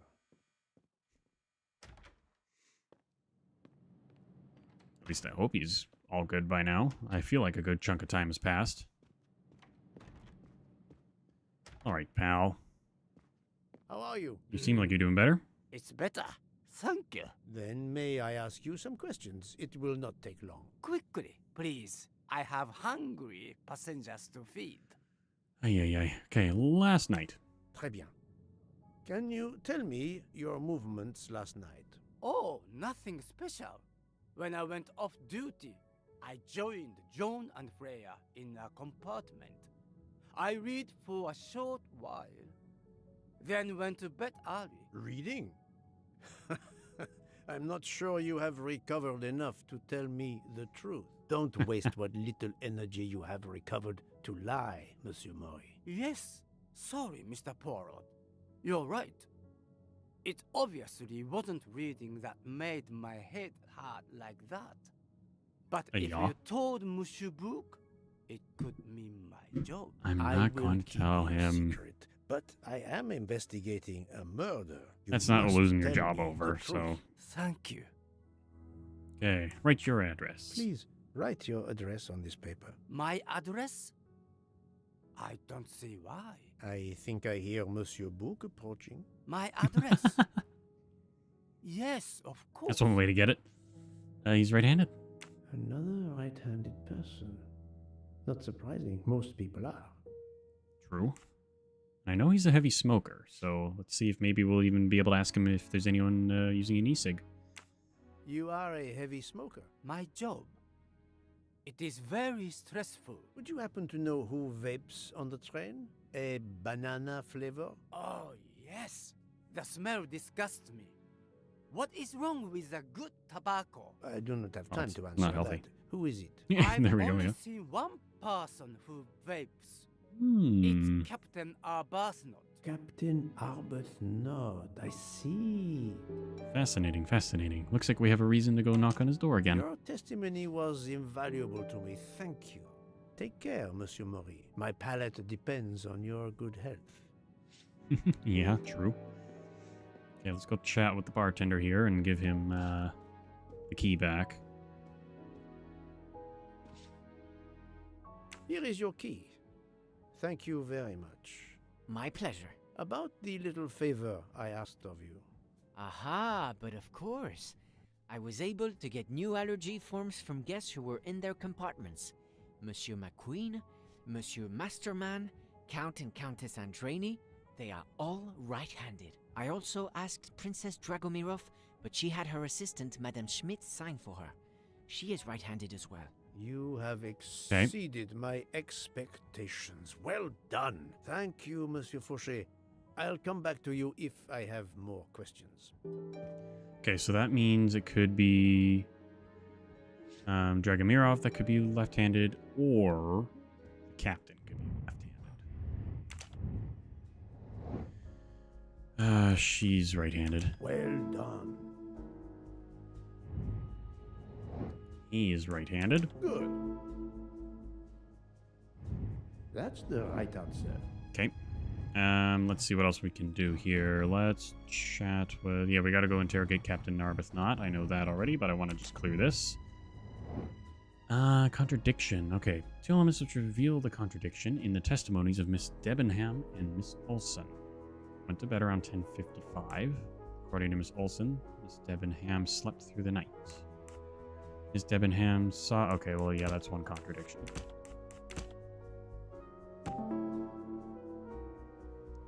Should have heard her leave at 5 a.m. There we go. Strange, this story. I'd have to go talk to her again then. Mademoiselle Olsen is such a light sleeper. Why didn't she tell me about Mademoiselle Debenham getting out of bed? She even made a point to tell me the opposite. That was easy. Okay.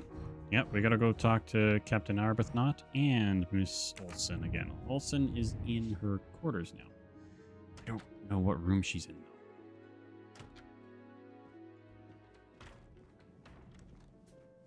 Guess we'll find it. Oh, wow, he teleported. Okay.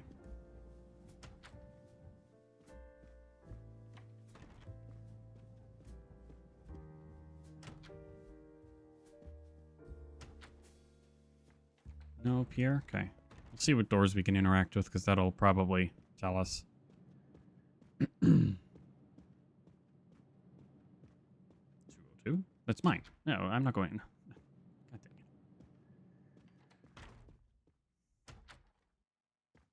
dang it. Okay. I want to talk to Arbuthnot last. So leave that. This is her room. 104 must be their room. Okay. Pardon this intrusion, Mademoiselle Olsen, but something you told me earlier confuses me. Oh, please, come in.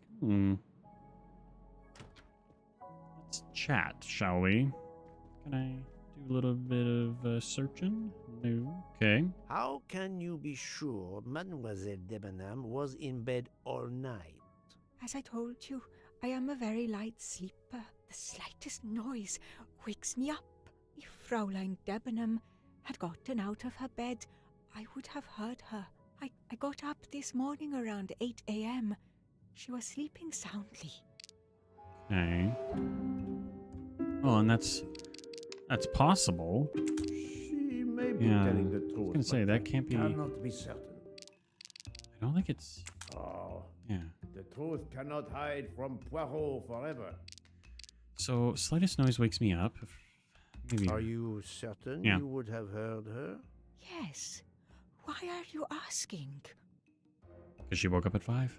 I spoke to Mademoiselle Debenham, and she told me that she got up around 5 o'clock in the morning.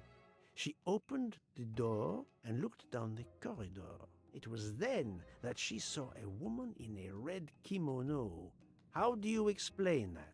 I think I must have been sleeping very soundly not to have heard it. Oh, But you're a light sleeper. But does that make me a suspect? I am not accusing anyone, mademoiselle. Do not worry. I am just trying to determine what happened last night.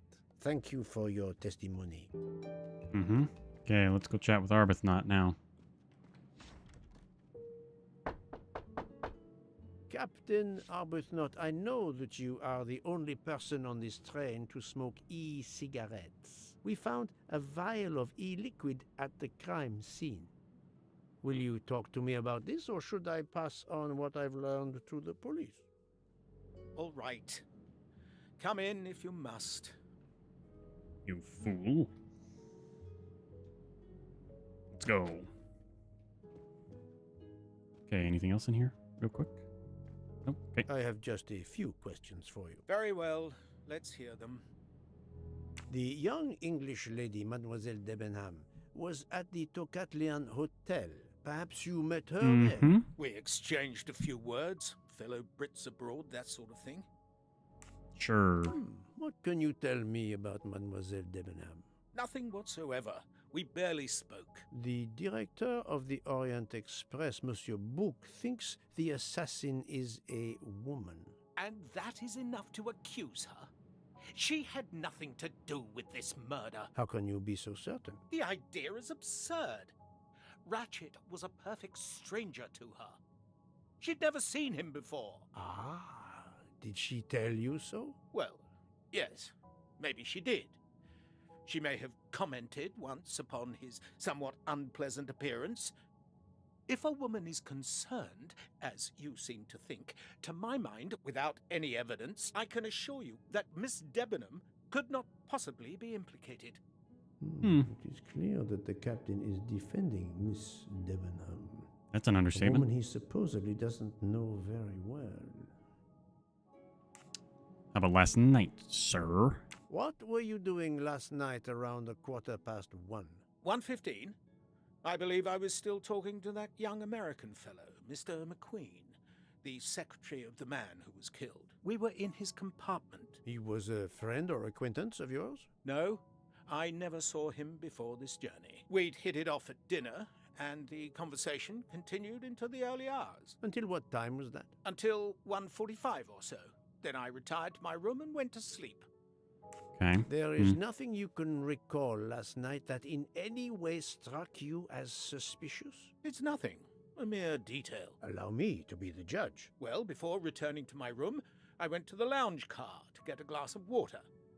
When I was passing through the first-class corridor, I noticed that the door, which is just after your room, 201, was not quite closed, and the person who was inside peered out in a furtive sort of way.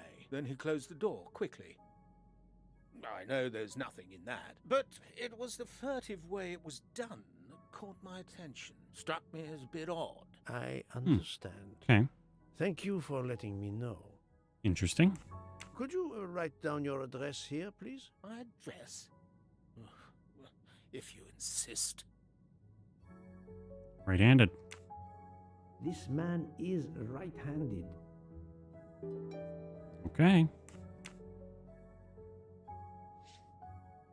Is this e-cigarette liquid yours? What flavor is it? Banana. Well, that is awkward. That's my flavor of choice.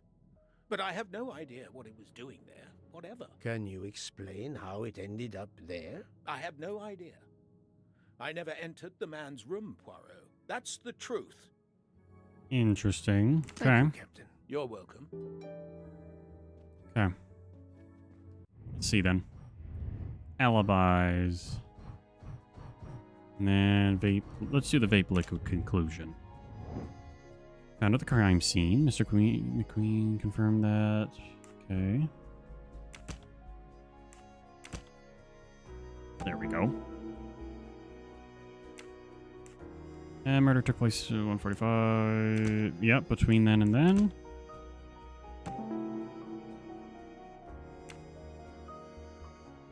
He has an alibi at the time. Yes. Only options, so. Captain Arbuthnot is the only passenger to smoke an e-cigarette. Even if this liquid in Ratchet's room is a solid clue, he has an alibi. I cannot accuse him without any other proof. Et voila. Unless they're in on it together.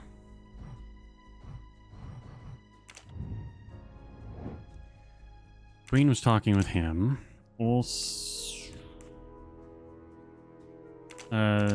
These guys. Demonham slept all night is confirmed by her. Oh, wait. Oh. Oh, hold on. Oh, let me redo some of these. Rude. Okay. Miss Debenham slept all night, confirmed by you. Mr. Michel went to see Mrs. Hubbard at one point. Yes, that's true. Never mind. Playing cards with... There we go. That's the right answer. Okay. Report the book. Okay. Hey, book. Hey, book. Let's go.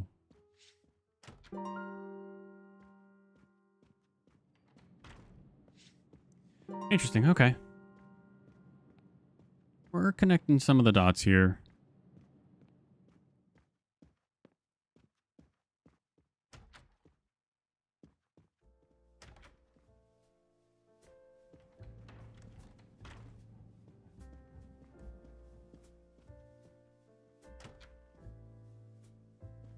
That's right, he's in the dining car.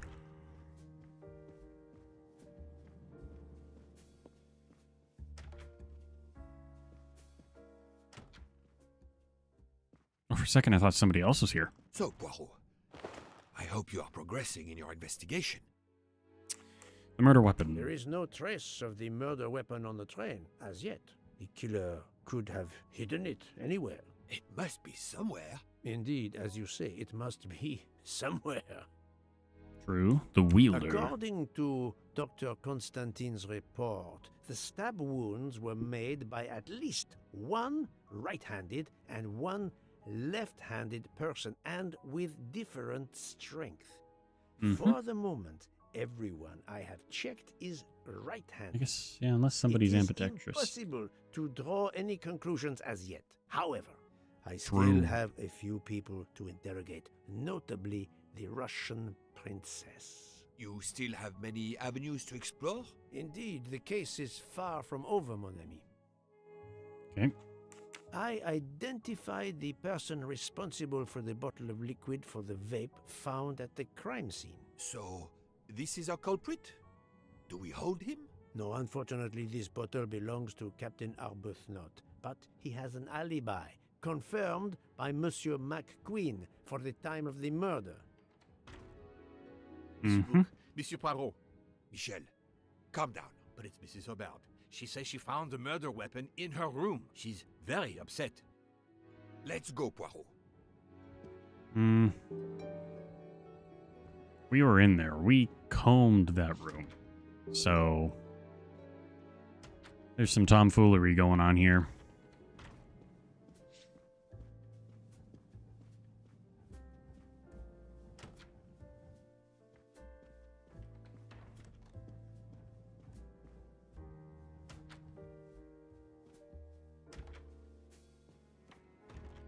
Alright. I forget which room she's in. Excuse me. 204 it is, okay. I demand to be allowed to leave this train! Madame, Jeez. we are in the mountains. Calm down. Trapped in a snowdrift. Stating the obvious, there is a murderer among us. He had the audacity to hide his weapon in my room. Please, Madame Hubbard, take a deep breath and tell us what occurred. Yeah. You gonna dig yourself out? Like, you can either do that or walk all the way back. Where did you find the knife? I wanted to get a handkerchief from my purse, and when I opened it, I saw it! A bloody knife! Am I next to be murdered? I very much doubt the murderer would give you his weapon. What do you mean? Madame, he would have used it. I have it! You touch it? Did you touch the knife? Of course not! What a question! I will take that as a no. Okay. Take a look.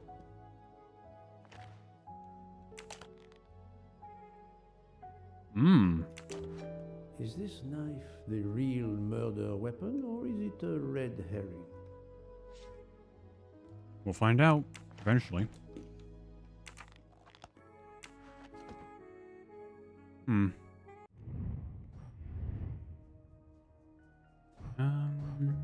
Prove the knife is the murder weapon. Yep. Okay, let's go find Dr. Constantine then.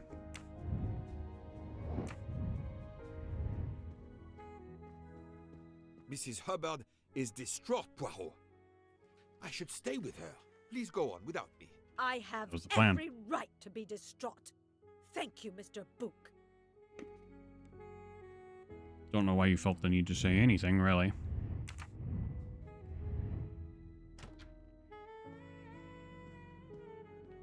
Okay, the doctor is with Joanna, so she's over here. So let's go stop by. I wonder if she'll be all right enough to talk to as well. Oh, wrong room. This one. Hey, Doc. Dr. Constantine, we may have found our murder weapon. We need to make certain. There is a pretty quick way to be sure. I have estimated the depth of the wounds. You can easily find the depth of each wound by comparing the width. There are 5 of them that I am not sure about. Test them, and then we will compare our results. I will do as you say, Doctor.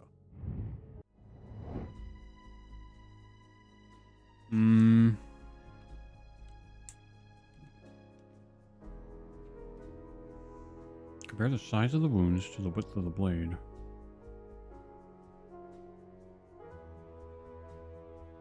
I must admit, What? I'm not right this time. Well, how am I supposed to know?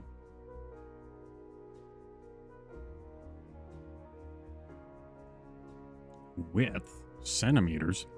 How big is his knife?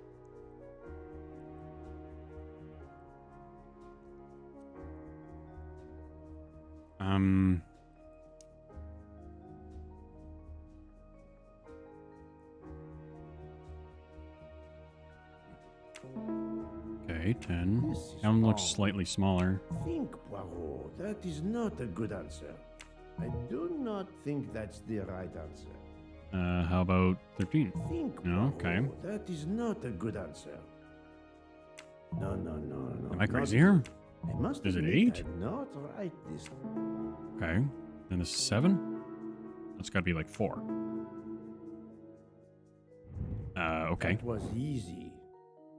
That became What easier. do you think, Doctor? Is this knife really the murder weapon? There can be no doubt. You found the same depths as the estimates I made during the preliminary autopsy. I can assure you that you hold in your hands the weapon that took Ratchet's life.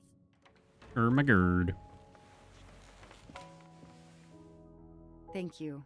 I feel way better now. The rest How did I gave know you she was time gonna to wake slip up? off most of the effects of the drug.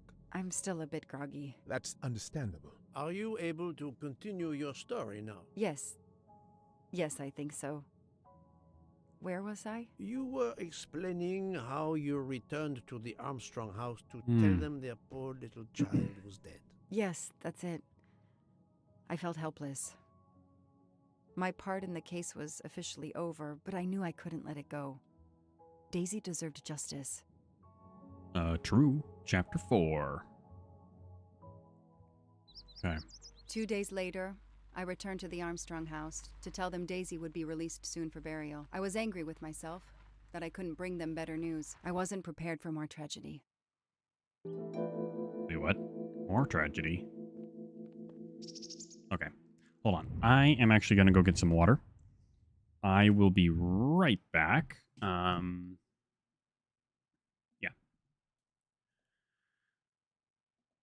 Yeah. No, I'm just going to go grab some water. I'll be back in just a few minutes.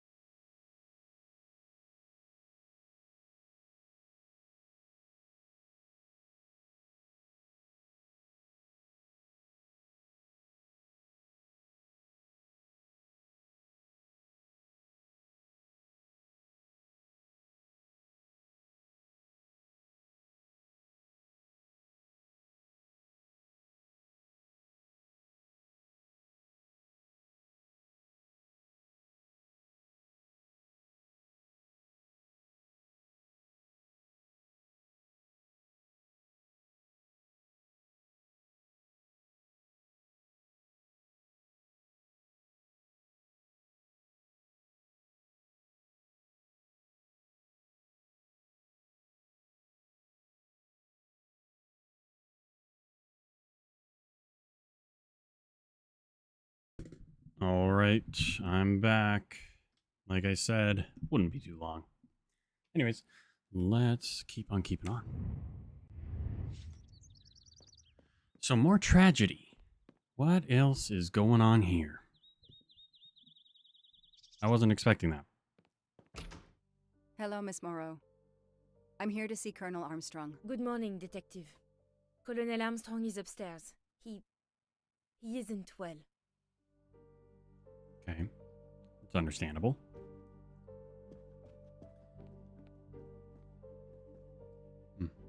Gotta clean up them flowers.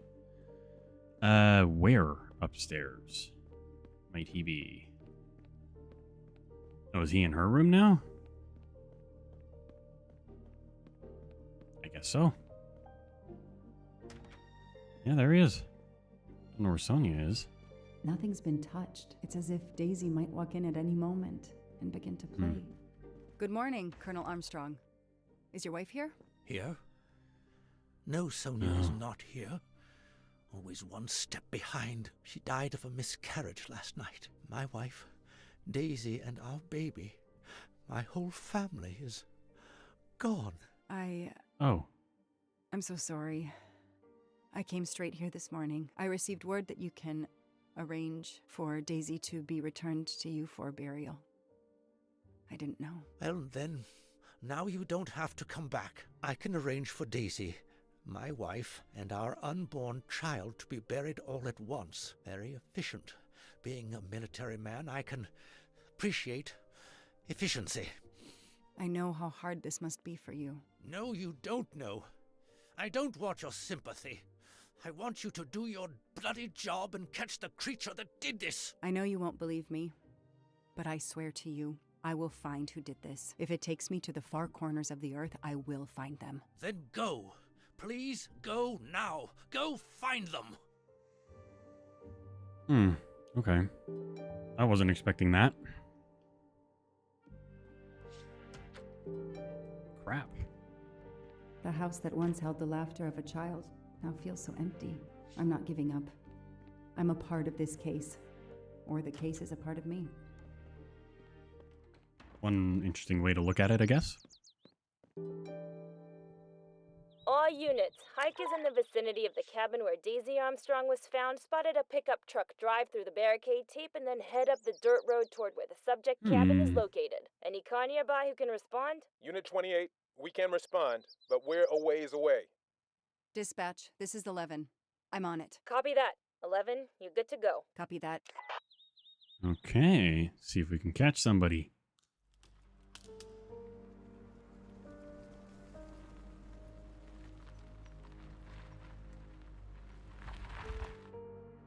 Oh, they are here. There's Gas the pickup. can. Let's see who ignored our barricade tape. 11 here. I'm at the cabin. Someone has broken in. Are you requesting backup? Not yet. I'm going to take a look around. Copy that, 11. I feel like it might be a good idea just to get back up, just in case. You don't know what they have. They might have a weapon. An individual has entered a police-secured area. I have to stop him first. Somebody ignored the barricade tape. Footprints. Still around here because the truck's here. Evidence identification marker. Forensics had to go through this place with a fine-tooth comb. Yeah, no kidding. Forensic duct tape to silence Daisy's screams. Damn it, Daisy. I will find whoever did this to you. Don't Not mind if I really do. my style, but I'll take it. 5 of them? Holy. Where is he? 3892. 3892. Oh, when the poor deer was killed.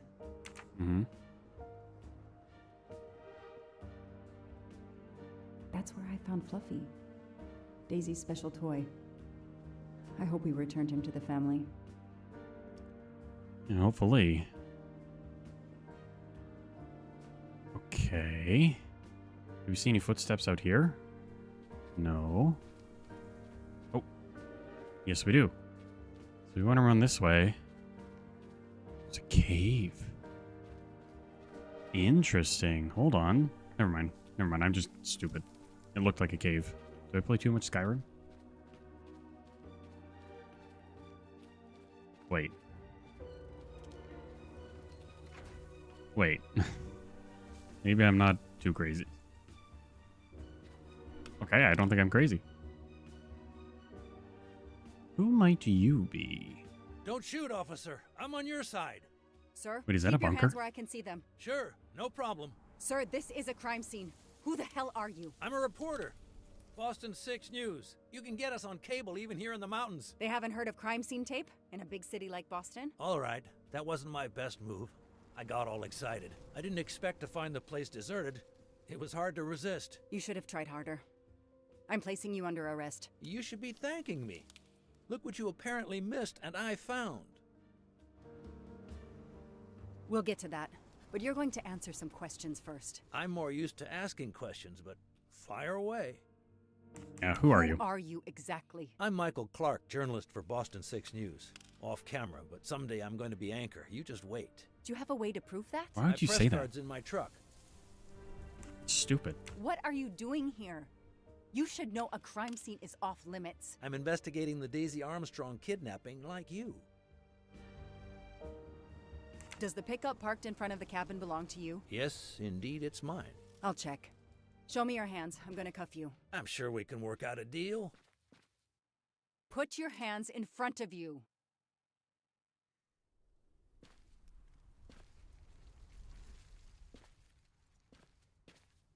Yep, throw him in the back. Let him sit there. Aren't you going to read me my rights? You have the right to remain silent. I really wish you'd exercise that one. Dispatch, this is 11. I intercepted a suspicious individual at the crime scene. I'll check to determine how badly he's compromised it. Then I'm bringing him in. Copy that, Detective Locke. Okay, so let's check the truck. He said there's a badge in here. Oh, I like how I'm just sitting in here? What? Cool camera. Excuse me? Candid photos of the entire Armstrong family. A reporter just doing his job. Or something else? This is before Daisy was dead. He's not... Something tells me this is Noah. The glove compartment is closed. I just have this feeling. Boston Clark's News. press card. And the phone number of the newspaper is on it. Ah, good. I can give him a call. 3487. Clark's press card. Ah, good. Can't get in there right now. The glove compartment is closed. He doesn't... Okay, I thought he might have a key up here. Oh, wait, but he might have it in this one. That'd be so stupid. Oh my god, why would you do this? Car keys in the sun visor. A classic hiding place. Well, at least on TV. Absolute fool.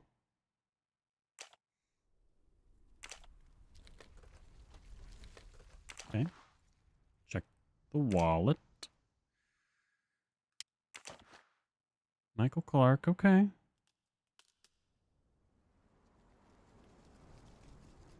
Clark's driver's license seems to be in order. Mm-hmm. Chicago Museum. Interesting. And what's this? Stephen Baker. Okay, who's Stephen Baker? The vehicle registration is not in the name of Michael Clark or a rental company. Interesting. Oh, it's just his lens. Okay. Telephoto lens. Not so surprising for a journalist. Oh, yeah. Okay. Well, I don't think there's anything else for us to look at right now. Oh, seriously? Okay. 613487.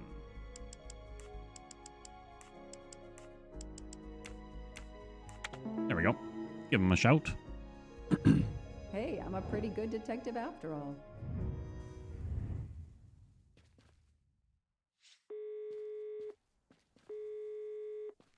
Hi, I'm Detective Joanna Locke, Berkshire Police. I'd like to speak to an editor, please. One moment, please. Hello, Detective Locke? This is Abby Wilson. I'm a senior editor. What can I do for you? Does a man named Michael Clark work for you? Yes, he does. Why? When was the last time you heard from him? Oh, it's been at least 7 or 8 months. That's not unusual. Okay. He works in the field? Yes, Michael Clark is what we call a stringer. He works as a freelancer, comes up with a story we can use, we pay him, then we don't hear from him again for several months. Interesting. What kind of stories does Mr. Clark write? Mr. Clark is an investigative reporter, mostly crime stories, to tell you the truth. He comes up with some pretty macabre stuff some of the time. Is there a problem? Or a story?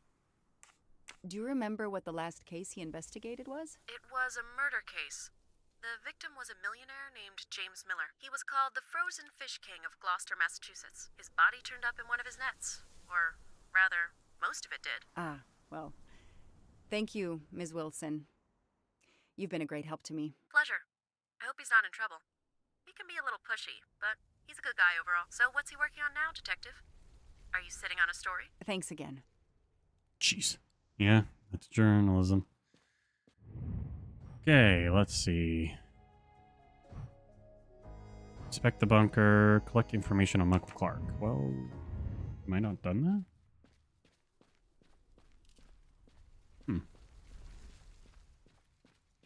No, that's done. Oh, okay. This outline is the same shape and size as the gasoline can. Yeah, okay. So we gotta go find a gas can. Let's go take a look at the bunker, just to be safe. See if we can spot a gas can. We gotta check it anyways over here. No gas can. There is some sort of lock on here, though. Fascinating. Damn, that isn't it. Oh. Oh. Hold up. We know the numbers for this. 92, but I don't remember the rest. The first digits.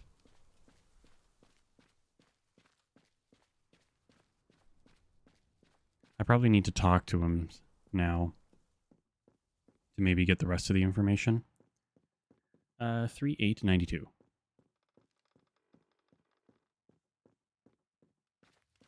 Let's go see if we can get in.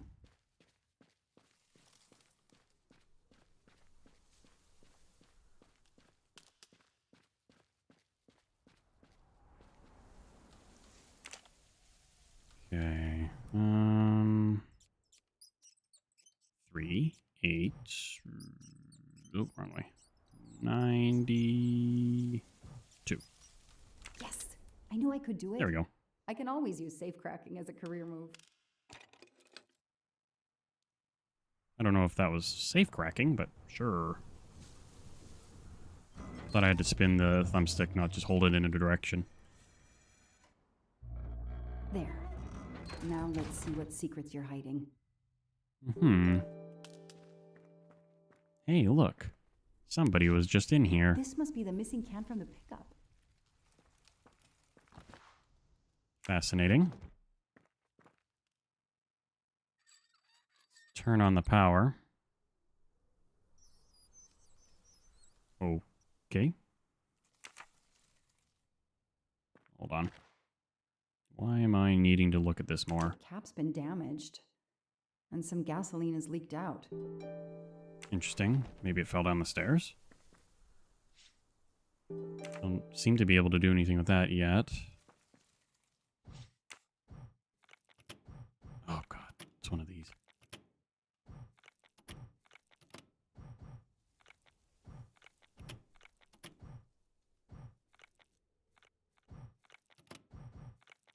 No. Okay. Check that out some more after. Oh, it's the bomb. This blueprint.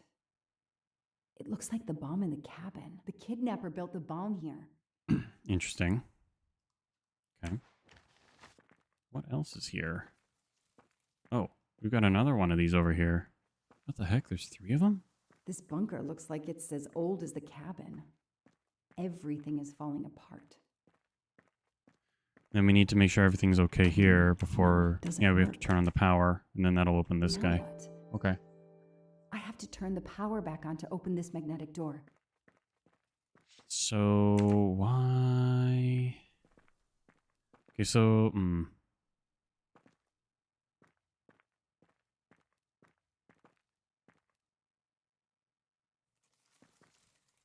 We gotta follow these cables, I think. Oh, God, okay.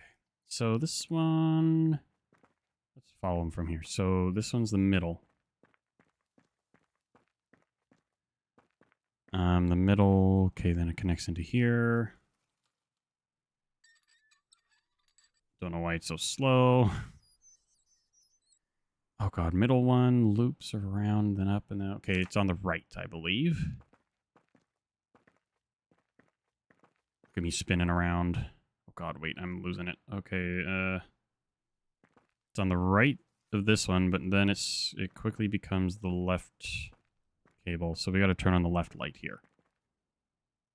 There we go. Now let's head back over here and we'll do the second one. So that one is the left side, so it'll be the right side as we come here. So now we follow this one left. They go straight through and loop left, light. Okay, we're already good there. Now, last one. This one is the bottom. The bottom cable. Oh, it swaps. That's gross. So it becomes the right cable. And then it goes to the bottom. So bottom here. Bottom loops around and up. It is the right side cable. So left as we're looking at it from here. Let's flip it to the left. I think that's it. We'll know in a moment. Let there be light. There we go. We got it.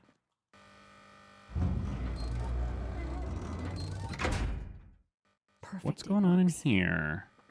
A safe. Armstrong party. February 24th. Mm-hmm. The day of the kidnapping. They knew about the party and everything. Okay. Well, this light. Could use a new light bulb. Understatement. Oh god, we need to turn off the power. Yeah, so we gotta go turn off the power. Hopefully that doesn't close the door. No, we're good. Okay.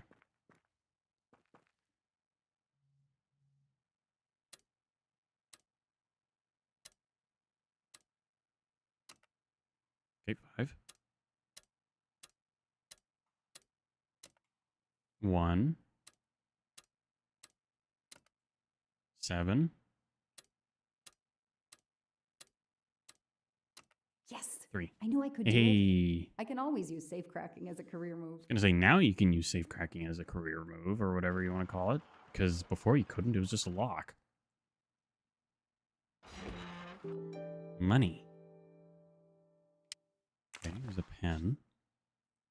An JM. expensive looking pen with the initials JM?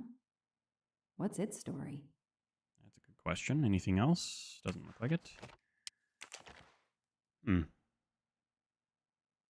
It's Daisy's hair clip, the same as the Interesting. picture I saw at the Armstrong house. Oh, is that hair? That looks like a hair caught in the band around the money. Forensics will tell me for sure, but that doesn't look like Daisy's color. These get locked up again until forensics get here. Okay, time for forensics to attack that bunker. And Clark? He's too sure of himself. I need to get him into an interrogation room and find out what really makes him tick. Mm-hmm. I'll secure the Agreed. bunker for forensics. Progress at last. Nice. Okay. Let me just see here. So we need to back this out. Oops. Oh. Go back to the police station. Time to question him. Yep. Agreed. Okay. Just leave his car here. He doesn't need it, right?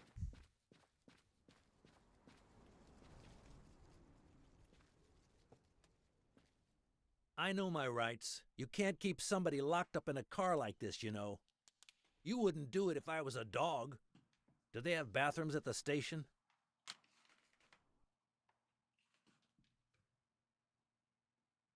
I have the right to make a phone call, Detective whatever your name is. That phone is an outside line. Hello, boss. It's Michael Clark. I'm still on the Armstrong kidnap, but there's a small problem. I got caught being someplace I shouldn't be. I'm at the police station. No, I'm not under arrest. Just questioning. Fire me. Why? The station's integrity? You're kidding me, right? If you think I've screwed up that badly, then fire me. Got that? Fire me. Yes, do it. Code. That didn't go well. I think I got my point across. What happens now? Go ahead. Code. Then we'll I think have a chat. he's signaling to go burn everything in the bunker or something. He has to be. That was a code.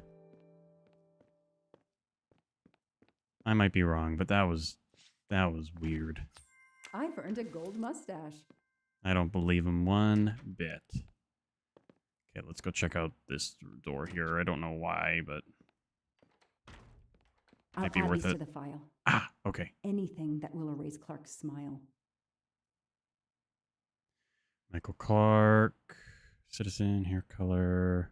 Okay. The Prince. only comfortable chair in the whole station. But there's no time to rest. Case files. A lot of them for our tiny town. An extra computer so I don't have to go all the way out to my desk. This is all a game to him, and he doesn't expect to lose. An extra computer so I don't have to go... Okay. I guess we can run around here after we question him a bit.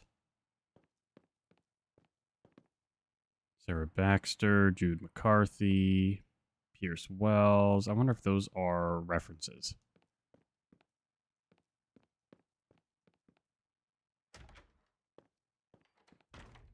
Now that we've taken your DNA, we can begin. Interview of suspect Michael Clark, 6 p.m., March 30th, 2019. This interview is being recorded. By elves behind the mirror, no doubt? You were arrested at a crime scene where you damaged police barricade tape. I'll pay for a new role. That's a Class A misdemeanor, and it carries a $500 fine. Oh, that's unfortunate. To begin with, where were you on the Don't night like this Daisy guy. Armstrong was kidnapped? I was watching TV in my motel room, but I had my police scanner on.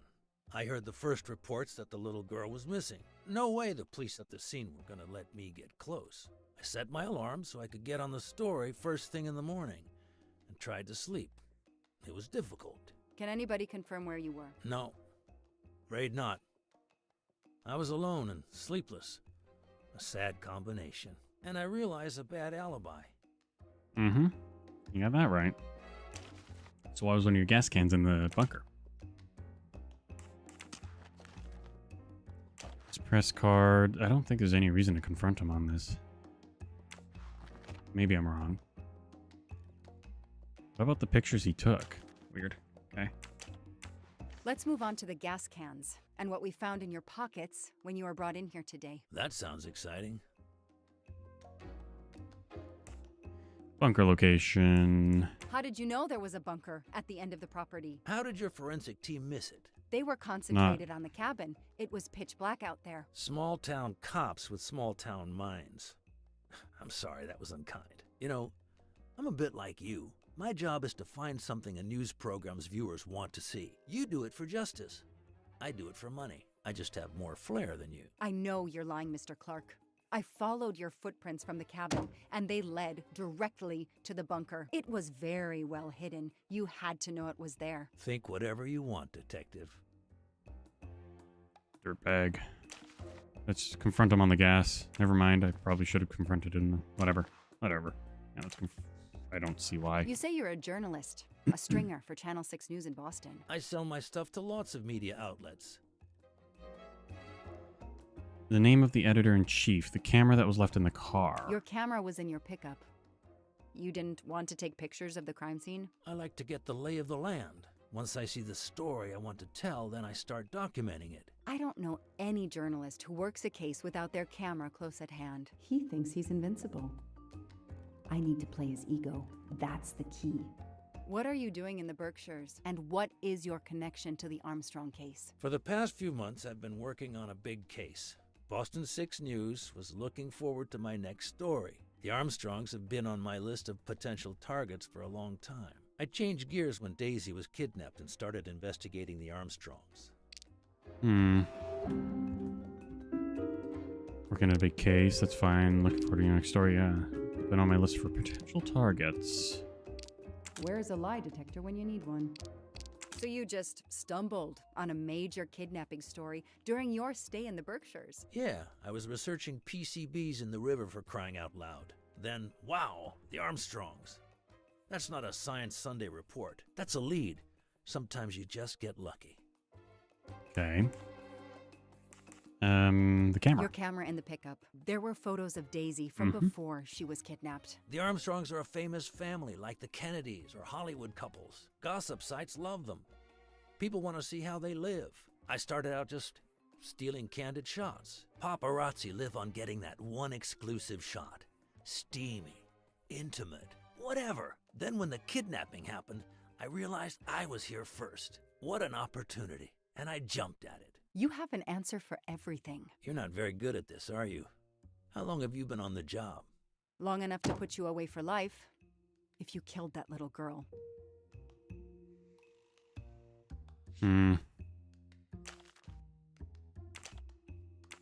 Let's start with why you went to the cabin. If the police were interested in it, I was interested in it.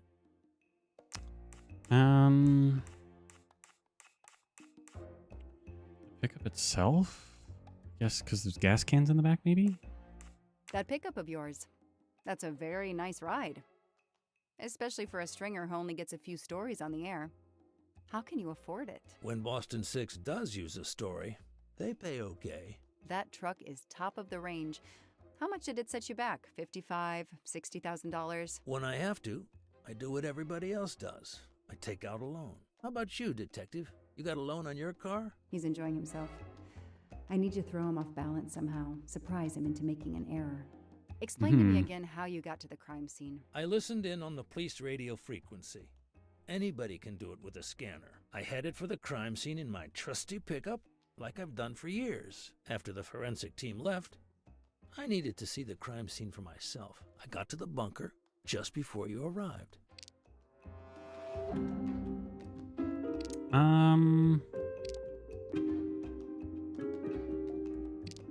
I don't see anything that proves he's lying. The forensic team just left. It won't be easy to prove Okay. he's lying. Find some Wait, evidence. wait, it's not his pickup. Wait, yeah, I know this already. You said you've been driving that pickup for years? You heard right. Thanks to it, I never miss a story. The vehicle title. You say you've been using your pickup for years, but the title certificate is not in your name. The truck belongs to somebody named Stephen Baker. Okay, I don't get why the pickup is so important to you, but I guess my ego made me say that. Yeah, the pickup was lent to me by a friend. I couldn't afford it even with a loan. I think you stole it, Mr. Clark. You needed a pickup like that for our mountain roads, so you stole that one. Try proving it. But while you run off on some wild goose chase, you can't hold me. I know that Clark is lying. I need to reconstruct the whole sequence of events in order to understand what happened. Yarp. Let's do it. Okay. So what's this? I arrive at the cabin. Clark opens the bunker. Clark throws the gas into it. Breaks the barricade. Closes the bunker. Takes... Okay, so breaks barricade tape. Then takes gas can. Opens. We arrive. He tosses it. Closes. Then we confront him.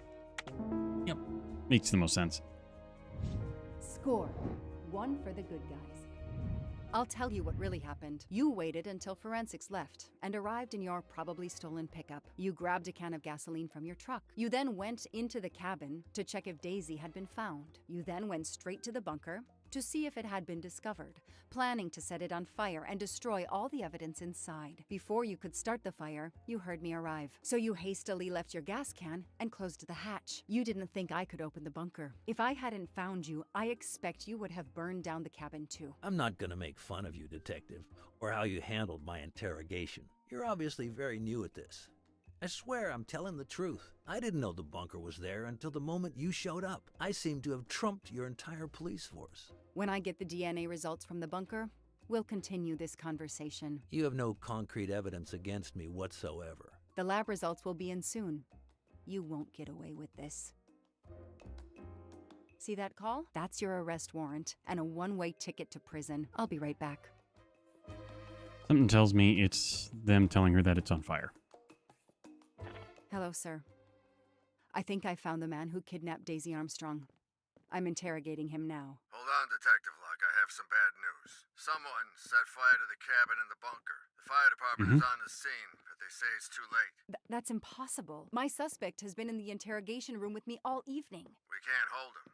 Suzanne Moreau. Her fingerprints are on the wine bottle found in the cabin. We also found Not surprising. an unknown person's fingerprints, but they don't match your suspects. Sir, with all due respect, I'm convinced Michael Clark is involved. Detective, I'm cutting you some slack already. But we cannot hold your suspect simply because you're convinced he's guilty. We have evidence that Suzanne was working with an accomplice, Noah Garrity. I order you to release the reporter and arrest this Moreau. Let me just check my last lead. The DNA analysis of the hair found in the bunker safe. The results just came in. I know how hard this is. Okay. Get the DNA results. Detective Locke, I will give you 1 hour maximum. Then you close the file and arrest Suzanne Moreau. Thank you, sir. Okay. Cutting it a little close, huh? Ask Clark about his accomplice. Noah Garrity, I take it? Who did you call earlier? An editor from the Boston 6 News. An editor you repeatedly said should fire you. That was your accomplice, wasn't it? You were telling him to start the fire. An accomplice? Oh, Jonas? Who's Jonas? Noah. I know it was Noah you called. I'm saying nothing more without the presence of my lawyer. Stay right where you are. I'm not done with you yet. Wow. Do I hear grounds for a lawsuit? Some poor, innocent woman is being accused instead of you. You set her up, didn't you? You have to let me go, Detective. All I need is one more phone call to the lab. I know it's you, and I'm going to prove it. Hello, this Hopefully is they're Joanna right. Locke. I need the results of the DNA test I asked you for. And she? Detective? Sorry, we only have the DNA sequence. We haven't had time to compare it with the suspects yet. It'll take 7 more hours. I'm sorry, but you are not the only one on the waiting list. Send your analysis to my computer in the office. I'll do the comparison myself. I need authorization. I have a murderer who is going to walk free unless I get those results now. Fine, we'll send it to you right away, but I'll have to log this. That's It's fine. my last chance. Okay, let's see what's up. What the heck am I looking at? Unknown DNA found in the cabin. John Armstrong. Evidence file number 152, unknown hair. Michael Clark. Suzanne Moreau. Oh god, Okay, so there's a TTC. That doesn't match. Is there another TTC? Those match. TTC CCA. Doesn't match. Is there another TTC anywhere else along here? Besides the one at the bottom? I don't think so, but that doesn't matter. How about a CGA? CG. There's a CGA up here that won't match though. CGA here. ETG. Hold on. Does it have to match everything? I guess it wouldn't be surprising if it has to all match, but... Oh wait, what if I do... None of that matches. John Armstrong. Just imagine.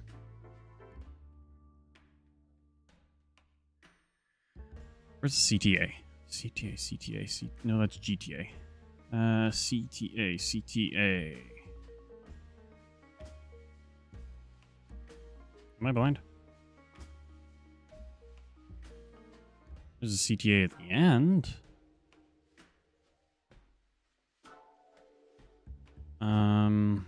Oh, hold on. Looky there. John Armstrong matches one of these. Whoa, what? Which TTC? He matched this TTC here.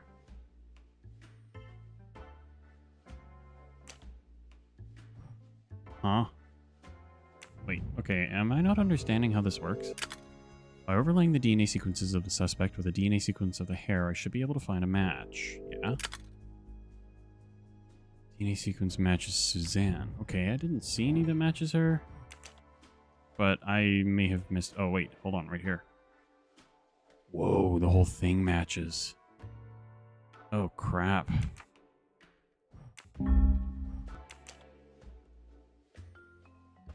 Yeah, the whole thing matches. But is there anything else that matches elsewhere? I don't think.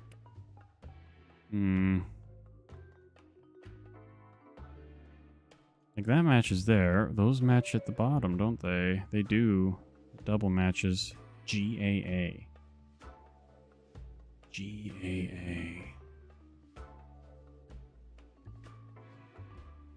I'm really trying to pin it on him. GAA. I don't see any GAA. Dang it, okay.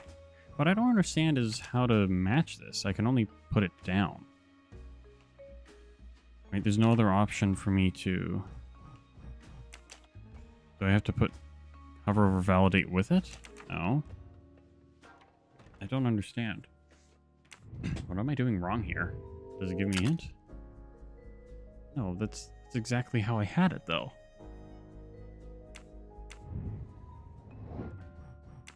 Suzanne Moreau is on the money, though. So, yeah, we gotta go.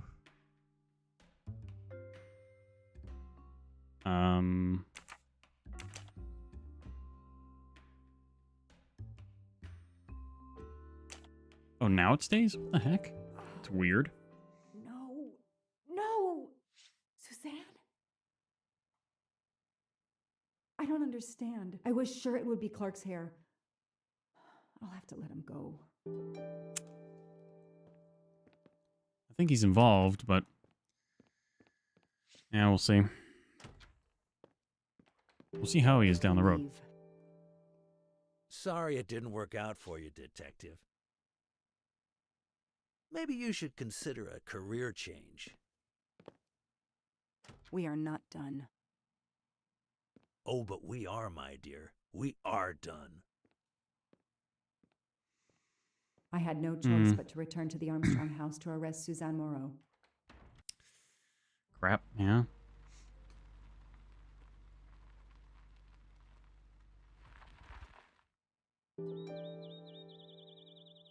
That The sucks. arrest warrant for Suzanne Moreau. Suzanne was set up by Clark and Noah. They are the kidnappers, but I'm not giving up. When Suzanne comes up for trial, I will fight for her defense. But for now, the district attorney is in charge. If I want to stay a detective, he always has the last word. Okay, let's go arrest her. If she's even there. Wait, the door's wide open? The door is wide open. How strange.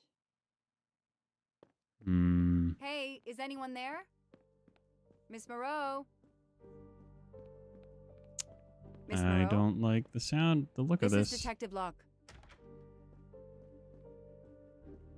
Crap, did she OD? Miss Moreau, can you hear me? It's me, Detective Locke. You must get up now. Miss Moreau? Miss Moreau, can you hear me? Suzanne Moreau is dead. There are no traces of blows or injuries on her body. She doesn't seem to have defended herself from anyone. Check the bills. It Taking appears pills. Suzanne killed herself by ingesting all these drugs. same pills as the one you know, what's his face uses, Ratchet.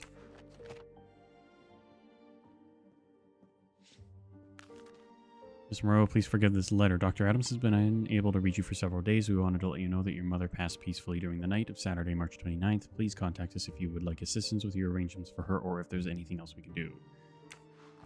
Oh, I didn't actually click on it. Suzanne was telling the truth about her mother. Killed Daisy. I was scared she would tell if I released her from the cabin alive. I can't live with myself. What have I done? Annie, she's responsible for that poor child's death. How can she? She must have realized at last how she'd been used. The death of her mother would have been an additional shock, and the self-righteous court of social media was as quick as usual to try and convict her. Did she write in the diary? Hold on, we'll check these. Her flowers are gone.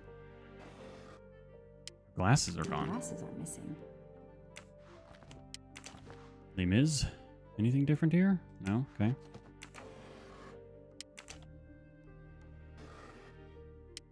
Nothing else seems different here. Anything in here, though? Nothing. Okay. Check the Kleenex box. You never know.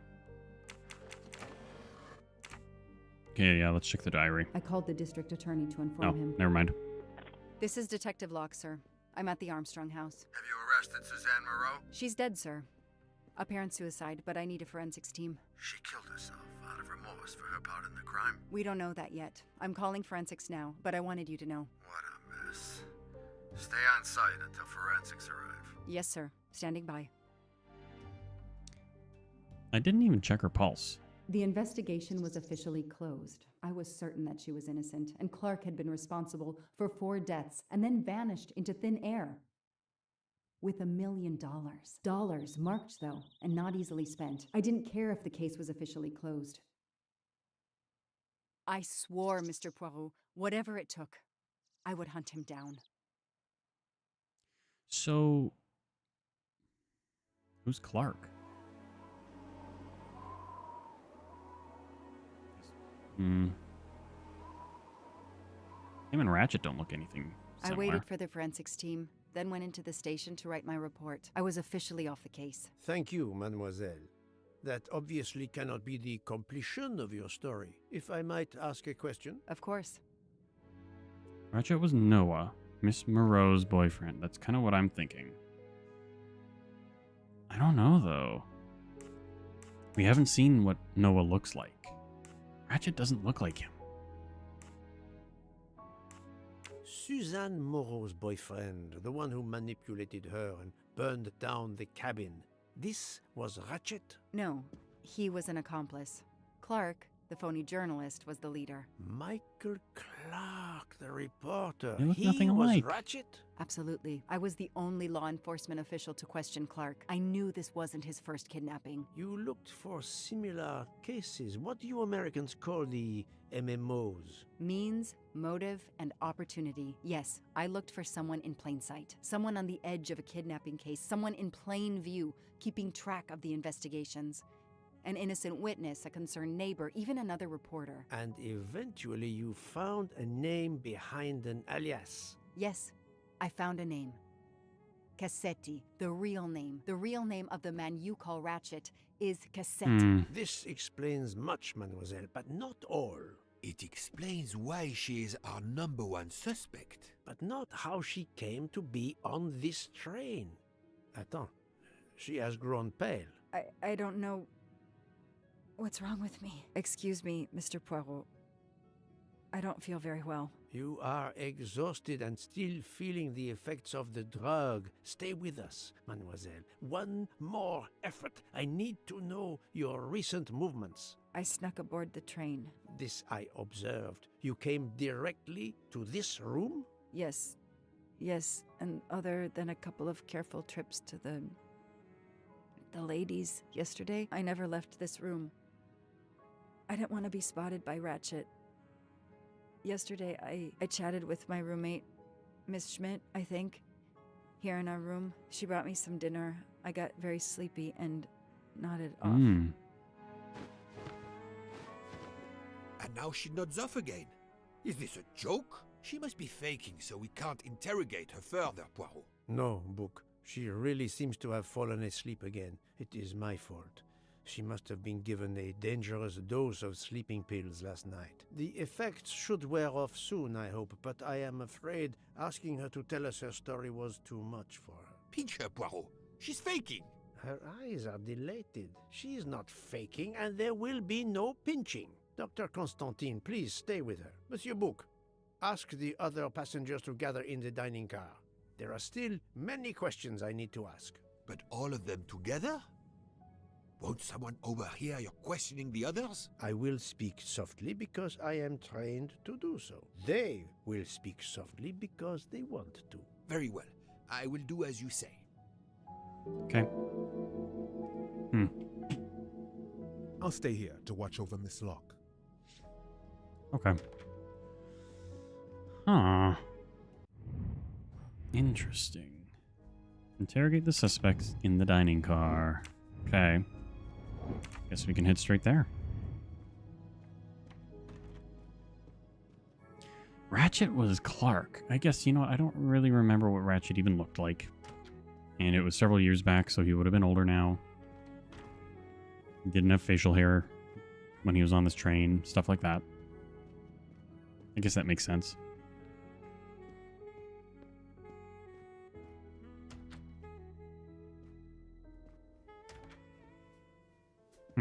Okay. I hope we will be leaving soon. Same here.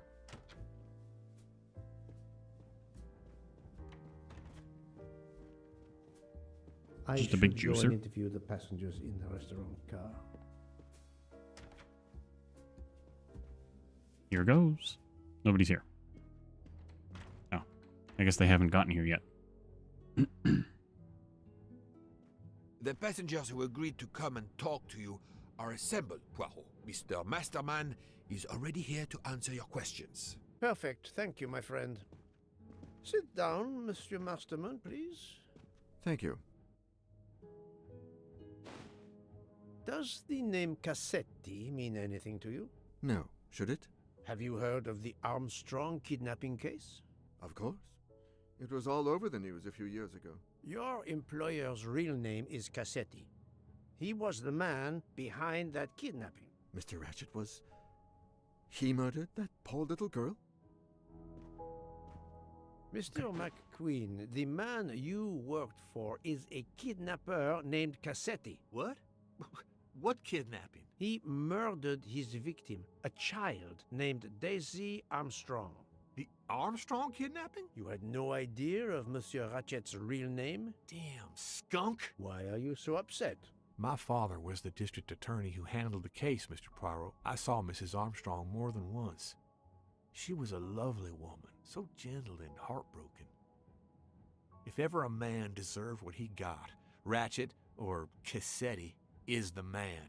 He didn't deserve to live. Madame Olson, have you heard of the Daisy Armstrong case? No, I've never heard of it. It was only 2 years ago. It was famous. Maybe so, but it was not famous in Spain, where I have been helping the refugees from Africa. You've never heard the name Daisy Armstrong? No, never. Daisy Armstrong? No. No. No! No! Yes. It was all over the English tabloids before I went to Jordan. A horrific crime that claimed the lives of an entire family and their wrongfully accused nanny. That's right, isn't it? Quite so.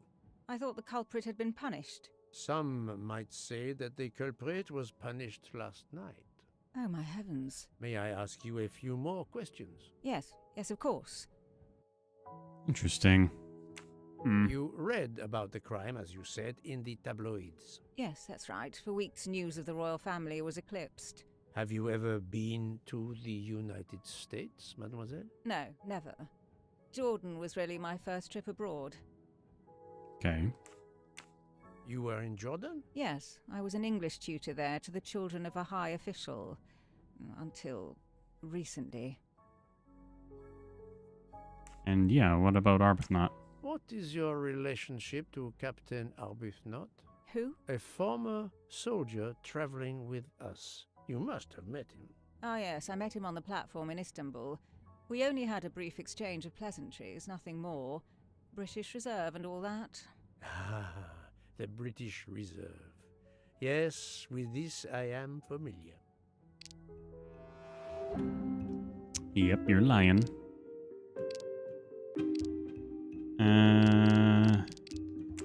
Are you sure everything you have told me is accurate? Found your earring in his room. Debenham? Of course. Earring at the hotel. Mademoiselle, I know that you met Captain Arbuthnot at the Tokatlian Hotel. You were spying on me. I am very attentive to my surroundings. It helps in my profession. Well, it's your word against mine. I had occasion to be of some assistance in recovering Captain Arbuthnot's train ticket. While searching his room, I also discovered one of your earrings. Whatever your relationship may be to the good captain, I doubt it has anything to do with British Reserve. You will not tell me your secret, mademoiselle? I can't. I don't know what you mean. Poirot, Miss Debenham's got nothing to do with this business. Nothing. Do you hear? Whoa, hello.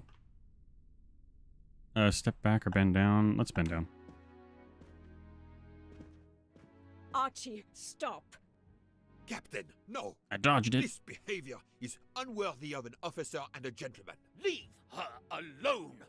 Have you no honor? Archie, we should go. Captain Arbuthnot, I am certain you are a brave soldier, but you are a poor actor.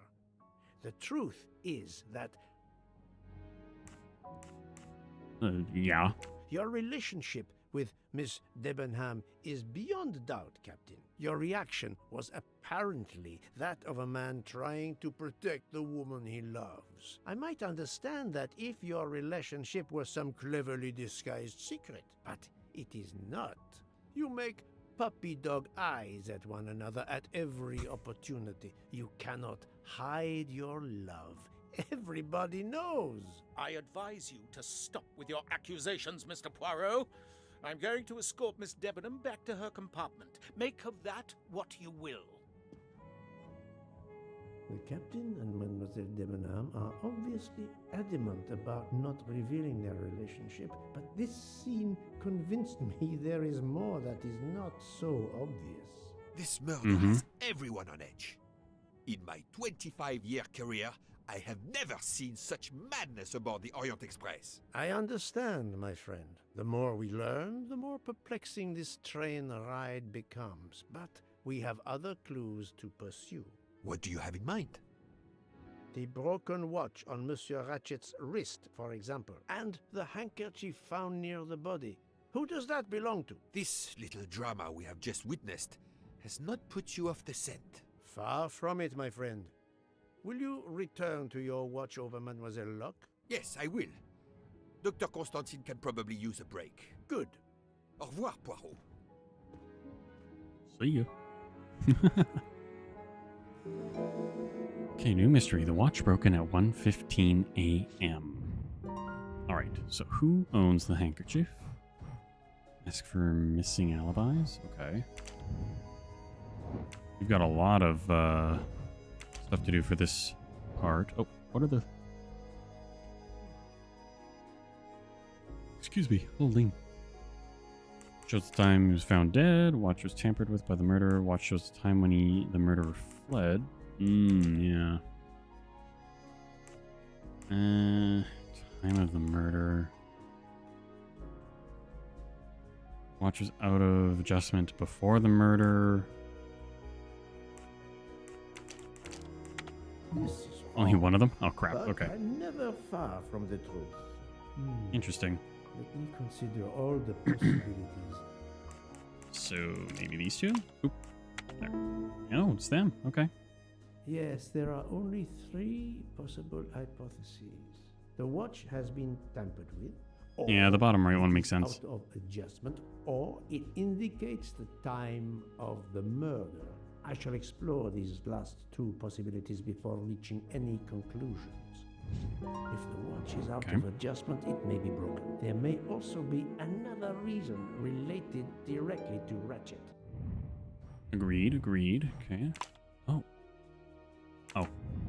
Maybe the watch is set to another time zone. Interesting. Okay. Okay, let's focus on the handkerchief right now. H. Hubbard. That was easy. I feel like it's okay. So there's Arbuthnot, Constantine, Debenham. Oh no, Hardman. Hildegard, Baru, Hector, or Hubbard.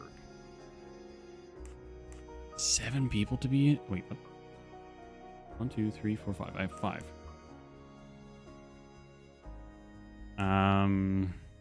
Could be her because we don't know her name.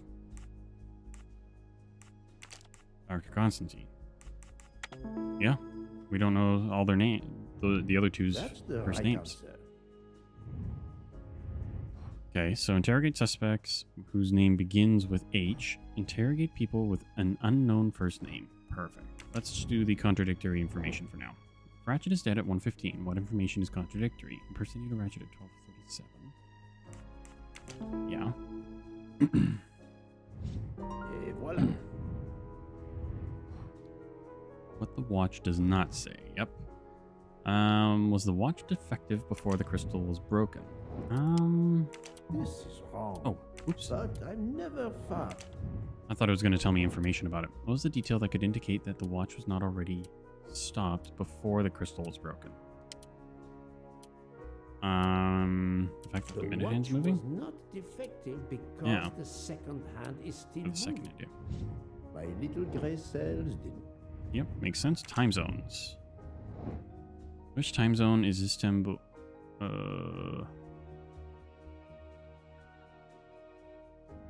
UTC2. Right. +2, I should say.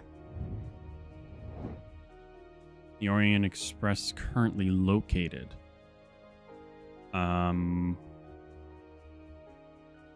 We're heading. We're in UTC1. Yes. Yeah, because we're heading towards Paris, and we left If this theory or is however you pronounce it. then the murder took place at 12:15 a.m. Interrogate all the passengers to see if any of them have an alibi for this hour. Oh, good God. Okay. Cross-check known alibis. Alibis overlap?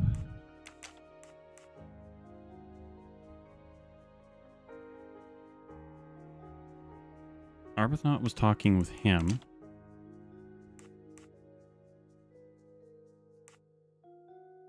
Marion Nielsen with him. Book. Who was Book talking with? Oh. Constantine? Debenham and Olsen. Yeah. Okay. Got it right. That's the right answer. Okay. We need to look for more alibis, though. We've got a lot of work to do.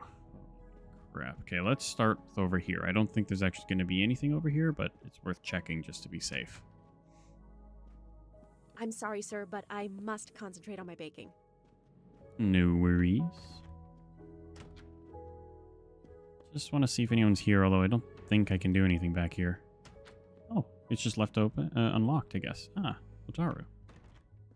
Sorry to bother you, Monsieur Mori. I have a question to ask you. Please make it quick. I have a meal to prepare. Ah, yes. This handkerchief embroidered with an H, is it yours? No, I've never seen it before. Thank you. Thank you. That is all I wanted to know. I hope your investigation won't interfere with today's menu. Fingers crossed. Fingers crossed. 1 second. I'm just going to check something here.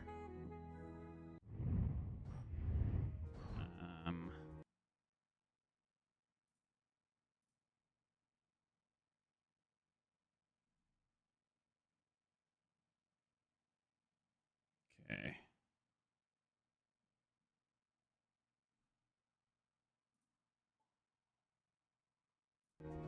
back to it. Okay, so now we got to... Oh, what's that? Oh, it's just the map. I keep thinking that the interaction icon there on the map is like something else.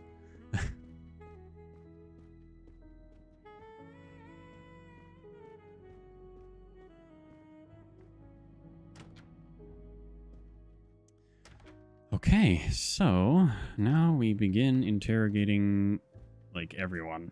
Monsieur oh God, another puzzle. I would like to ask you a few questions, if you allow me. Ah, Signore Poirot, is it? I was wondering when you'd get around to me. Unfortunately, you find me on a mission of mercy. Hello, Monsieur Poirot.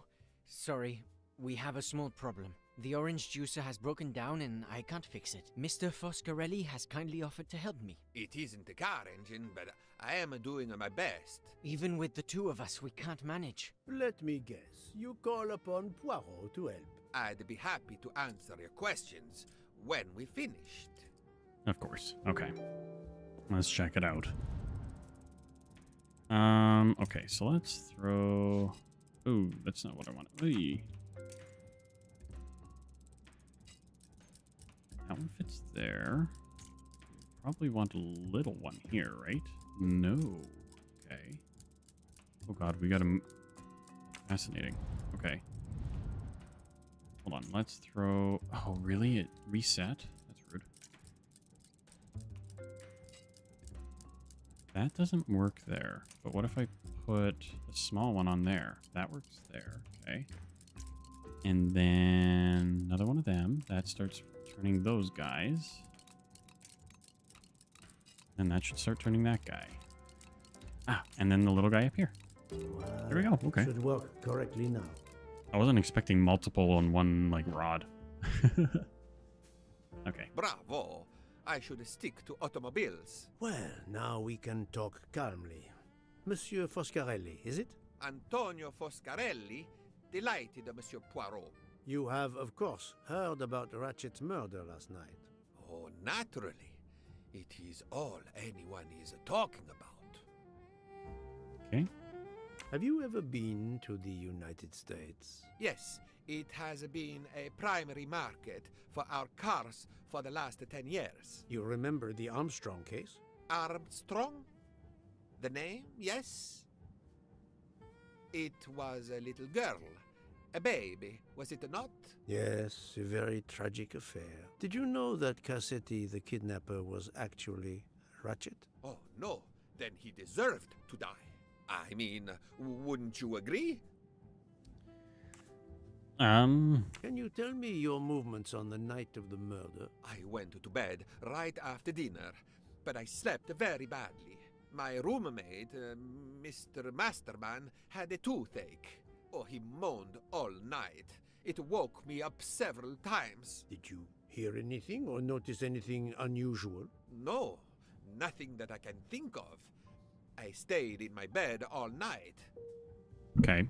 Well, and we do know that he has a thank toothache, you, Mr. so... Foscarelli. I'm sorry I couldn't help more, Signore. I remain at your disposal if you should need me. Thank you. Okay, let's move on. Oh, I guess I gotta talk to him, right? So Never much, mind. Monsieur Poirot. I can put orange juice back on the menu. Okay, let's chat with you. Enchanté, mademoiselle. You are Hildegard Schmidt? I am your fool. And you, I know, are Herr Poirot. Correct. May I ask you for a few minutes of your time to answer a few questions? With pleasure, but first may I ask for your help? Oh, God. Why does this not surprise me? I don't know. I am at your service, Fraulein. My mistress, Princess Dragomirov, has asked me to open this traditional Matryoshka doll.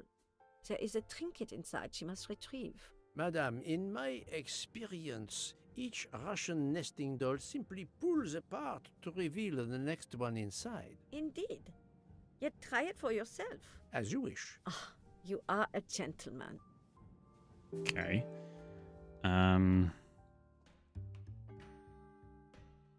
Oh, interesting. Okay. The flowers don't match up, so we need to match them. Hold on. There we go. Oh, God. Hold up. And that doesn't match. Fascinating. Okay, so we need this to match here, which means we need to flip this around. Oh, no, that's correct. There we go. Whoa. Oh, no. Do I have to do it? Well, it's all matching. So what's wrong here?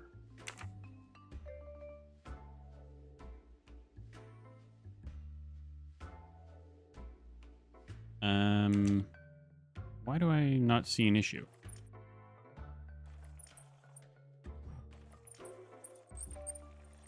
Am I crazy? Oh, hold on. No, never mind. I don't know what's wrong here.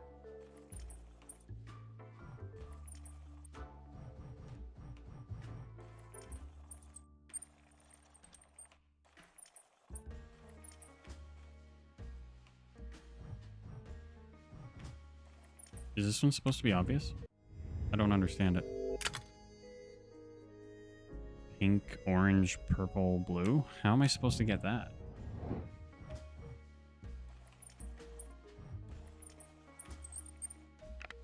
I don't understand that one at all. Okay, I take it the vines or whatever need to match up here. Those match. Okay. Oh no.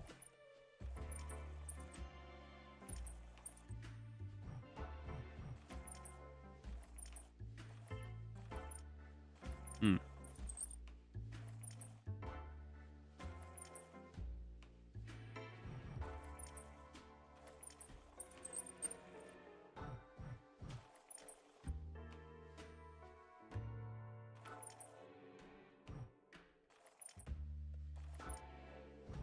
Oh, crap. Okay, hold on.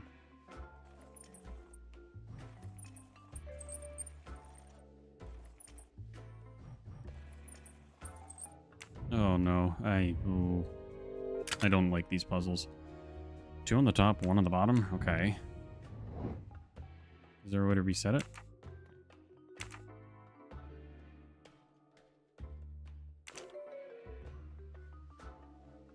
Are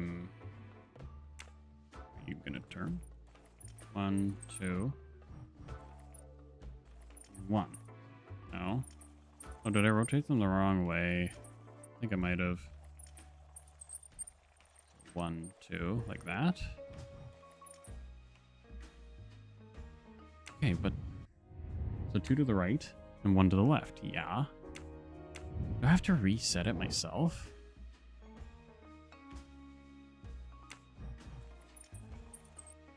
Oh. I don't know. Interesting. Okay. To my dearest friend. Inscription reads, "To my dearest friend." Oh, thank you very much. This doll reminds her of her youth in Russia. It was very hard under the Soviet regime, but thanks to her strength of will, she rose to be the head of a museum of antiquities in St. Petersburg. Even though she now lives in Berlin, it is said that the Kremlin still fears her. She must be a formidable woman indeed. You are her maid? I am her companion. I help her in her daily tasks, and I keep her company. Ah, forgive me. You will have heard of Ratchet's murder last night. Yes, of course. Everyone is talking about it. Okay, how about your alibi? Can you tell me how you occupied your time last night? Just after we left Istanbul, I had tea with my roommate, Fräulein Locke. I went to dinner with the princess, and when I returned to my compartment, Fräulein Locke was already asleep. A little later, Herr Michel, the conductor, came to get me because Madame la Princesse needed my help. Her back troubles her. I massaged her for about an hour. Do you remember the time? I'm sorry, I do not, mein Herr. Okay, and the handkerchief. Have you lost a handkerchief embroidered with an H, madame? Oh, no, monsieur. I thought perhaps since your first name is Hildegard. It is not mine, I tell you. I could not afford something so nice. I have no idea who it belongs to. My apologies. I did not mean to alarm you. Okay, interesting. Thank you for answering my questions, madame. Right. Well, unfortunately, this is where we're going to have to call it for today. Yeah, let's give it a save. I'll throw it in the next slot. There we go. Okay. So yeah, no, we got to stop here today. Next time we will see how far we can get and maybe even solve the mystery. But we got to go through and interrogate pretty much everyone else on the train, I think. Get whatever we can figured out. So yeah, hopefully you guys are enjoying this as much as I am. If you are, I hope to see you in the next stream. And yeah, have a good one, guys. Bye.